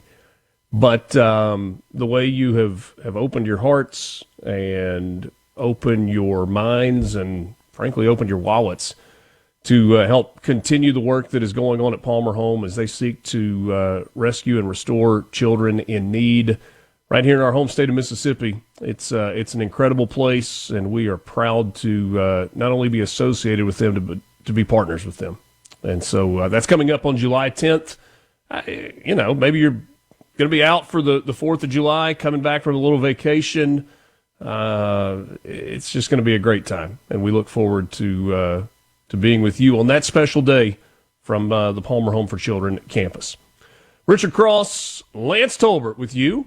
Got a little time left with you on this Wednesday morning, an absolutely beautiful day. As you start your day, we appreciate you spending some time with us, being part of the conversation. And a reminder that the best way for you to plug in is on the C Spire text line at 601-879-4395. Tomorrow, Mornings with Richard Cross will be on the road. We'll be in our state capital, the Jackson Convention Complex, for the Mississippi Economic Council's annual meeting.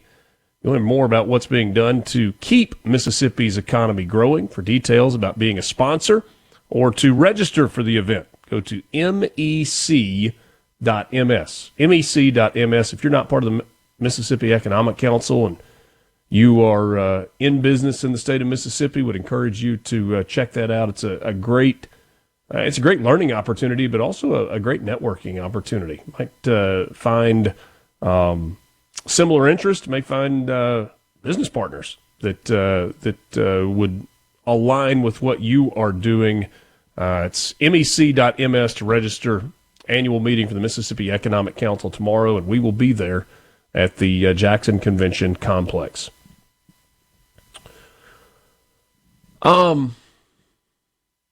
Note that I made here on the rundown. Something that you have heard me say before. And it can be a compliment or it can be a slight. Take it however you want. But one of the things that stands out to me about Democrats writ large and the Democrat Party specifically is they seem to never, ever get tired. The election of this past year that put Donald Trump back in the presidency, that gave Republicans the White House, the legislature, I guess we call it the Congress at the federal level as opposed to the legislature, but the legislative branch. That mandate that people have talked about so much, it could have been a reason for Democrats to just kind of crawl in a hole and put their hands over their eyes and stick their fingers in their ears and be like, we just got smoked. And some of them did that for a little while.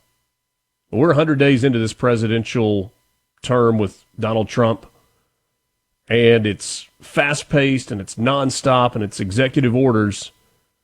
But Democrats, if you think they have crawled into a hole and they're sticking their fingers in their ears and covering their eyes and just feeling sorry for themselves, you are mistaken, sorely mistaken. In fact, quite the opposite is going on. Not only do you have, it's not an accident that district court judges are ruling the way they are, trying to throw up roadblocks to executive orders, trying to keep illegals in the United States, trying to bring illegals back to the United States. It's not willy-nilly that's happening. It's not by happenstance. It's not coincidence. It is a coordinated effort. And if you want proof of that, I've got it for you right here. California Democrat Representative Laura Friedman, in front of a microphone, explains exactly what it is that attorneys general across the United States and representatives in Congress are doing on a weekly basis. Take a listen. Every single week, we have a litigation working group where a large group of us, and I'm talking there's maybe 75 members of the House, sit down every single week with the AGs to talk about legal strategy. This is all going on every single week behind the scenes. It is nonstop talk, nonstop introduction of bills and legislation, nonstop being on social media as much as we can without being throttled and without the crazy analytics, and doing all these things. That's Laura Friedman. She's telling you 75 House members in conjunction with attorneys general, Democrat attorneys general across the states, across the United States, on a weekly basis are getting together to discuss legal strategy, not election strategy, not future legislation strategy, legal strategy. How do we sue the Republicans into inaction? How do we sue Republicans and the Trump administration into neutral? I use neutral intentionally, right? It's not that they can stop everything, but if you can knock the gear shift out of gear, at the very least it slows the car down. It eventually comes to a stop, but that's the strategy. And if you think, like I said a second ago, if you think it's an accident, if you think it's willy-nilly, if you think it's just happenstance or coincidence that these rulings are happening across the country, then you have your head buried in the sand. It is a coordinated effort. It is a well-funded effort. Now, it's not illegal that they're meeting and talking about these things. You might think that some of the action is borderline illegal. Thomas in Greenwood says, with Republicans like this, who needs Democrats?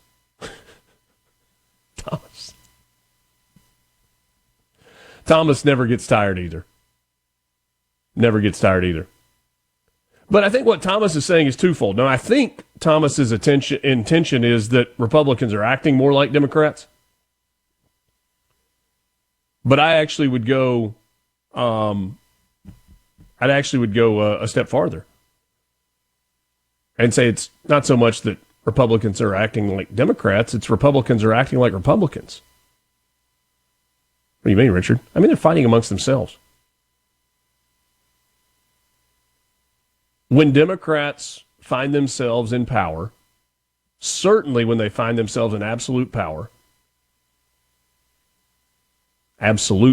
meaning Congress and the White House, they may have internal disagreements, but ultimately they all pull for the same thing. And they all vote on the same thing. When it comes down to, I'm trying to come up with a different way for saying what I'm thinking. When it comes down to the point where rubber meets the road, they all pull in the same direction. And Republicans don't do that. You're seeing it in Congress right now. Are you, as a lot of people like to label it, a rhino Republican? Are you a MAGA Republican? Are you a Tea Party Republican? Are you conservative enough? So many ideas within how things should operate with Republicans in control that you get infighting and you get inaction. Are you in line with Speaker Mike Johnson? Do you oppose a particular policy? Democrats don't do that. C-Spire text line. So didn't the Republicans do that for the entirety of the Obama and Biden administrations? Look, if you lose an election, there are conversations that are happening behind the scenes. Do I think that 75 Republican congressmen, House members were getting together with Republican attorneys general on a weekly basis to discuss legal strategy on how to stop everything that was happening under the Obama and Biden administrations? Absolutely not. I don't believe that for a second. I don't believe it because it wasn't happening. This weather brought to you by our friends at Gaddis McLaurin Mercantile in downtown Bolton. Shop local. Gaddis McLaurin Mercantile, your building supply expert since 1871.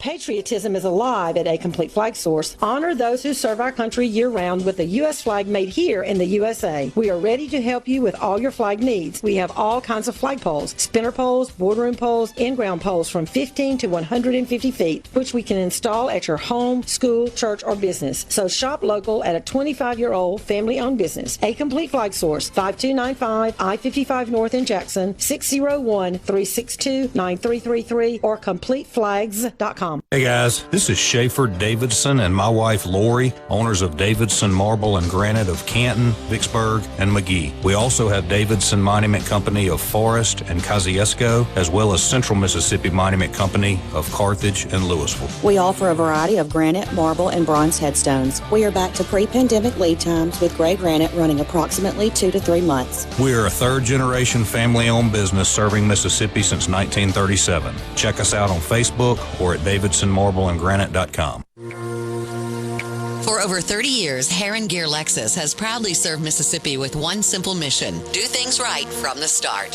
From the moment you walk through our doors, you'll experience excellence. We're not just about luxury cars. We're about building trust and relationships. We strive to maintain the finest dealership network in the industry, treating every customer like a guest in our home. At Heron Gear Lexus, it's not just service, it's a promise. Discover the difference. Heron Gear Lexus, where luxury meets integrity. At Key Constructors, our mission is to build a legacy that will stand the test of time through hard work, dedication, and pursuing excellence. Key Constructors is a heavy civil construction company, a leader in the bridge construction world. Our goal is to provide a positive work environment for you to grow personally and in your career. We are proud of who we are and what we do, making it happen one bridge at a time. Come join our team of Black Label Bridge Builders. Check out Key Constructors on Facebook and other social media platforms and keyconstructors.com. Now for Kubota Orange Days, Davini Equipment is delivering the savings you need for the life you love. Join us on Thursday, April 24th and Friday, April 25th for exclusive deals on America's favorite turf, tractor, and construction equipment brand and more. Our sales staff will help you find the perfect match with special Orange Days financing available only at Davini Equipment. Don't miss this chance to save on the Kubota you've always wanted. So for demos, a free lunch both days, and free advice, visit us on Thursday, April 24th in Raymond and on Friday, April 25th in Madison, 8 to 5 both days. Or visit us online at DaviniEquipment.com. I'm Kelly Bennett, and you're listening to SuperTalk Mississippi News. Mississippi's 3 GOP congressmen, Representatives Trent Kelly, Michael Guest, and Mikey Zell, joined their Republican colleagues in support of the SAVE Act. If it's passed, the bill would require all U.S. citizens to present proof of citizenship when they register to vote. Congressman Benny Thompson, the state's only Democrat on Capitol Hill, sided with the overwhelming majority of his party in dissenting against the legislation. Though the SAVE Act worked its way through the House, it faces a large hurdle in the Senate. The GOP's thin Senate majority isn't enough to advance the bill with the 60-vote threshold to avoid a filibuster, and Democrat support for the bill is borderline non-existent in that chamber.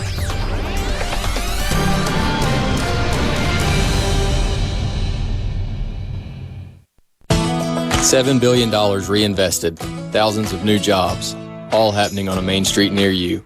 For over 40 years, the Mississippi Main Street Association has helped historic downtown districts across the state to revitalize. We spur economic development in the hearts of our communities, helping small businesses and driving quality of life projects that make our cities and towns better. Thank you to our state legislators, investors, and members who know that community revitalization happens on Main Street.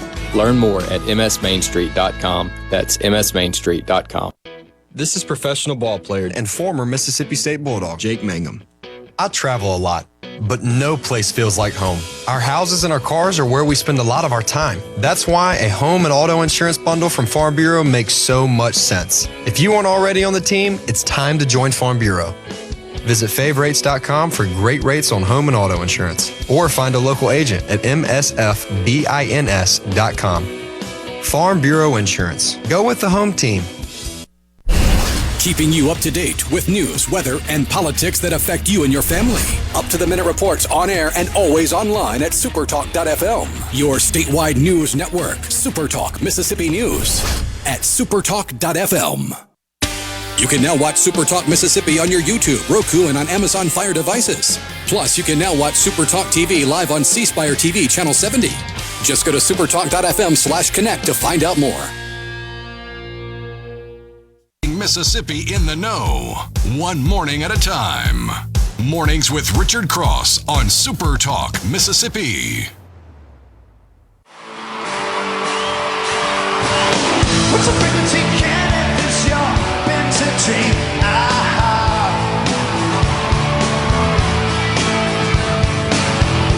I was brain locked out. No. You know when you get to the Olympics you always have stories, especially in less developed countries, about the stadiums that they are building to host Olympic events. And inevitably, those stadiums seem to, after the fact, fall into disrepair, and it turns into a big drain and a waste. And you have cities that find themselves on the verge of bankruptcy. There are exceptions to that. Los Angeles, you may know or remember, is hosting the 2028 Summer Games. It is a return to Los Angeles for the Olympics. I saw a list of, at least a partial list of the Olympic venues that they're going to use. Nothing new is having to be constructed. Lance, listen to this list. This is, first of all, it's a reminder of the craziness that exists in Southern California in terms of facilities. Swimming is going to be inside SoFi Stadium, which is where the Rams and the Chargers play football. So they'll construct a pool on the ground inside SoFi Stadium, kind of like they did in, was it Indianapolis? They did that in, I think it was for the National Swimming Championships a couple of years ago, where they did that inside Lucas Oil Stadium. Basketball is going to be played in the Intuit Dome, which is where the Clippers play. Gymnastics and boxing is going to be in Crypto Arena, which is where the Lakers play. Track and field is going to happen, as it should, in the LA Coliseum, which is where Southern Cal plays football. Baseball back in the Olympics this go-around is going to happen at Dodger Stadium. They're going to play soccer in the Rose Bowl. They're going to play volleyball in the Honda Center, which is where the Anaheim Ducks play their games. They're going to play flag football and lacrosse in BMO Stadium, which is one of the soccer stadiums for the LAFC. Rugby, tennis, archery, and field hockey are all going to be in the Dignity Health Sportsplex, DHSP. And that's like a complex of stadiums and venues and arenas and all. They don't have to build any of that. It's all already there. Sounds like you're trying to find something on TV at night, you know? Yeah. So many choices. Where am I going today? Yeah. Wow. And I mean, that's not even using like the Anaheim Angels baseball stadium. It's not easy getting around either. I can imagine traffic being brutal. As if LA traffic is not bad enough. Add some buses of athletes going to and fro. Let's see. We're gonna leave the hotel. All right, the event's at 8:00 tonight. What time do we need to leave to get there? Let's get on the road about 2. My experience. Yeah, but it's in Los Angeles, and we're in Los Angeles. Yeah, I understand. 5 miles in LA is an hour, 2 hours maybe. Yeah. Anyway, saw that and thought it was crazy. Sometimes they do a really good job, like converting Olympic facilities into stuff that's useful going forward. Like Georgia Tech, the Olympic Village for athletes to stay in when Atlanta hosted the Olympics in 96, those apartments are used as student housing at Georgia Tech. Somebody said you can go to L.A. for a month and go to a sporting event every day and almost never repeat a venue. It's insanity. Sounds like it. It's crazy. All right, so sidebar there. I told you a second ago, as we were going to break, is there a potential fracture that is happening in the Democrat Party? You know that Democrats elected a new chair, Ken Martin. Remember, there were lots and lots and lots and lots and lots of jokes about his masculinity or lack thereof, but maybe fitting. Yeah, and also that the diatribe about how the board was going to be made up. That was good Lord. Oh, it was great theater. Yeah, that was good stuff though. There's a guy by the name of David Hogg, who is a vice chair on the Democrat National Committee, and this is not so different than Republicans. It is rare, not unprecedented, but rare that you see Republicans really going after each other in primaries with the support of the national party. I mean, you have contested primaries all the time, and there are some big ones coming up in the midterms on the RNC side or on the Republican side of things. But the national party, the RNC, or in this case the DNC that we're talking about, generally sits those out. Like, let the people decide in primaries, let the candidates raise their own money, and once we have national candidates or unopposed candidates who are running in general elections, then the national committee will step in and they will offer financial support and strategy support and all of those things. That may be changing as David Hogg, this vice chair on the DNC, is, this story at Politico writes, on a collision course with his own party and some Democratic House members. He found an organization called Leaders We Deserve and has announced plans yesterday to spend $20 million in safe blue Democratic primaries against sitting House members by supporting younger opponents. Hogg did an interview with Politico, and he said the group will not back primary challenges in battleground districts because I want us to win the majority, nor will it target members based solely on their age. But he said this: we have a culture of seniority politics that has created a litmus test of who deserves to be here. We need people, regardless of their age, that are here to fight. Now, of course, he's talking about fighting Trump, fighting the Republican Party. Story writes, his decision comes at a time when the Democratic Party is grappling with how to confront President Donald Trump and with what kind of Democrats can be their most effective messengers against the administration. Points out that Democrats, including Senate Minority Leader Chuck Schumer, have faced intense pressure from base voters to ramp up their opposition to Trump's administration. Now, when Ken Martin, the chair of the DNC, was asked about this plan, he said that Hogg certainly has different views, quote unquote, on challenging incumbents. Hogg said there are disagreements in our party about the right way to approach this moment. There are certainly disagreements we have. What I will say about Chair Martin, even if we do have disagreements, he's doing an excellent job of building and reforming our party. Martin, for his part, said in order to ensure we are effective as possible at electing Democrats to office, it is the DNC's long-standing position that primary voters, not the national party, determine their Democratic candidates for the general election. This is a really, in my mind, interesting story about some of the internal strife that's going on. Derek in Greenwood, is this the same David Hogg that was a crisis actor at every school shooting in the last 10 years? Yeah, it's the same guy. He was, I guess, in school at the, was it Marjorie Douglas, Marjorie Douglas Stone? Is that right? Stone Douglas, the school shooting. So he was there when that happened. And yes, has become a very, very vocal advocate against school shootings and gun control and lots of control there. Same guy. But he's got a big voice. I mean, he's on the DNC National Committee as a vice chair. To me, the larger thing that this points to, because if you rewind 15 minutes when we were talking earlier about Democrats never getting tired. When the rubber meets the road, they all pull in the same direction. Everybody gets in line so that agendas get accomplished. Is this a fracture within that party? And more than anything, is it evidence that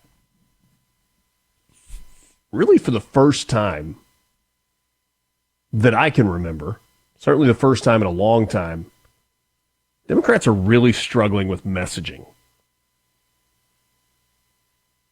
Like most Democrats would look at you and go, oh yeah, these are the things that I don't like about Donald Trump. But that list is so long that it's almost like scatter shooting in terms of attacking Trump or attacking the Trump administration. And Republicans to their credit, have found central messaging, at least from the administration, in a way that hasn't been seen in a long time. Hey, don't worry. George Soros and his son will definitely have whoever can raise the most money as the Democrat candidate. So, I mean, whatever the fracture may be, money is the great unifier. As long as he's throwing it out like candy, they can do whatever he says. And they can pretend to be not getting along for a minute. That's my opinion. Well, you probably are right. But from Stephen Miller to Caroline Leavitt to the president himself, Republicans, from a messaging standpoint, are on the same page. Now, from a policy standpoint, that's a whole different ballgame. We'll be back with you. We'll wrap up the Wednesday edition of Mornings with Richard Cross coming up next on SuperTalk Mississippi.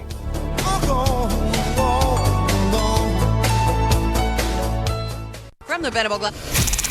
Know where the news is going next. Mornings with Richard Cross on SuperTalk Mississippi.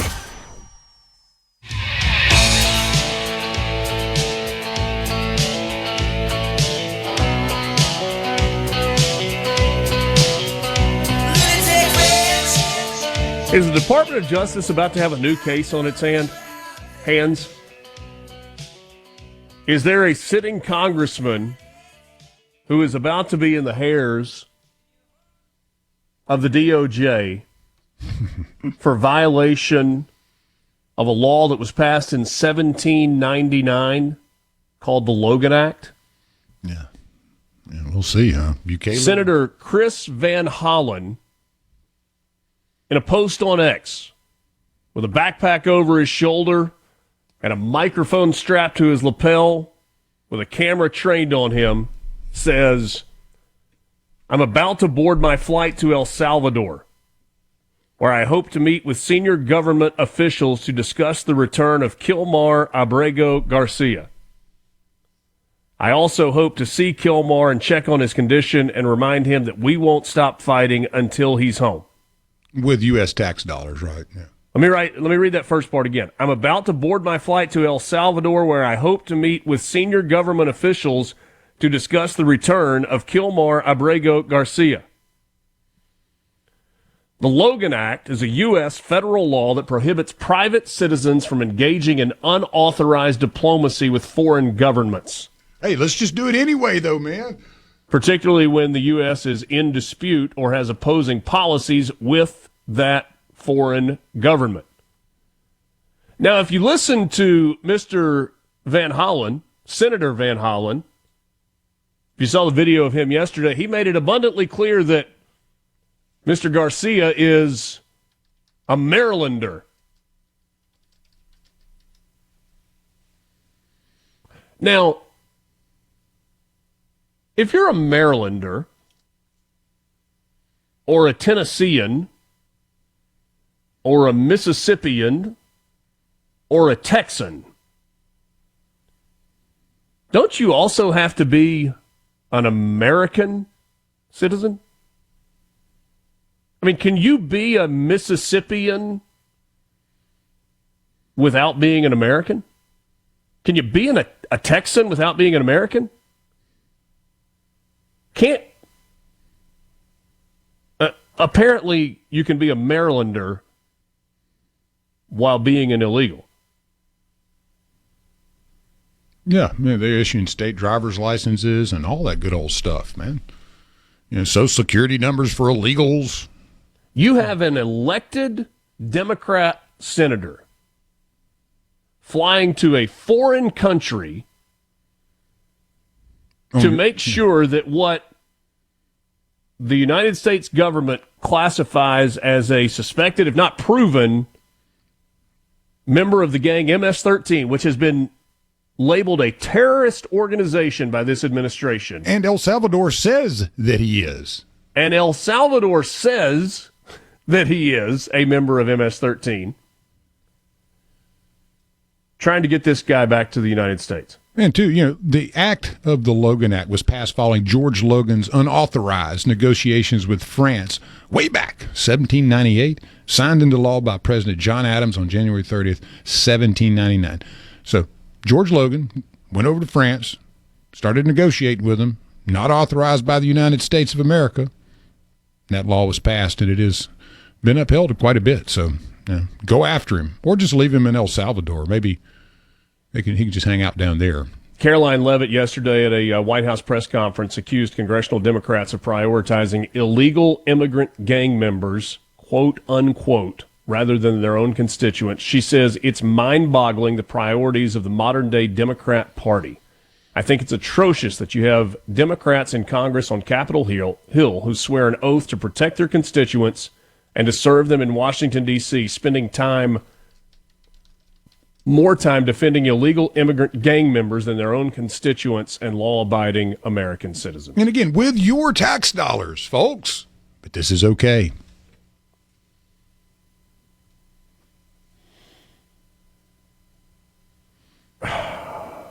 Not quite sure how we got to this point where you can just throw law in the face of American citizens, take their money and burn it in the face of all of this illegal junk, people coming across, all the murderers, gang members everywhere, and we're paying to try to bring them back. And this guy has a job. People elected this dude. And oh, by the way, the 9-0 Supreme Court ruling was that the Trump administration had a responsibility to facilitate the return of Garcia to the United States. The question is, what does it mean to facilitate? Mm-hmm. What does that mean? Pam Bondi said, yeah, we'll provide a plane. Does that mean that you're supposed to actively negotiate it? The order from the Supreme Court did not say must return Garcia to the United States. Because, by the way, with a single whisper, Donald Trump could have had Garcia return from El Salvador. But that's not what the Supreme Court said. They said they need to facilitate it. But now you have a district court judge who is really mad about this and has told Department of Justice lawyers, clear your schedule. We're about to go for 2 weeks solid to get to the bottom of this. We're going to have a major inquiry. That's right, because the irritated district judge is now going to try to enforce how she interprets a Supreme Court ruling. What a world we're living in. Have a great day. A SuperTalk Mississippi media production.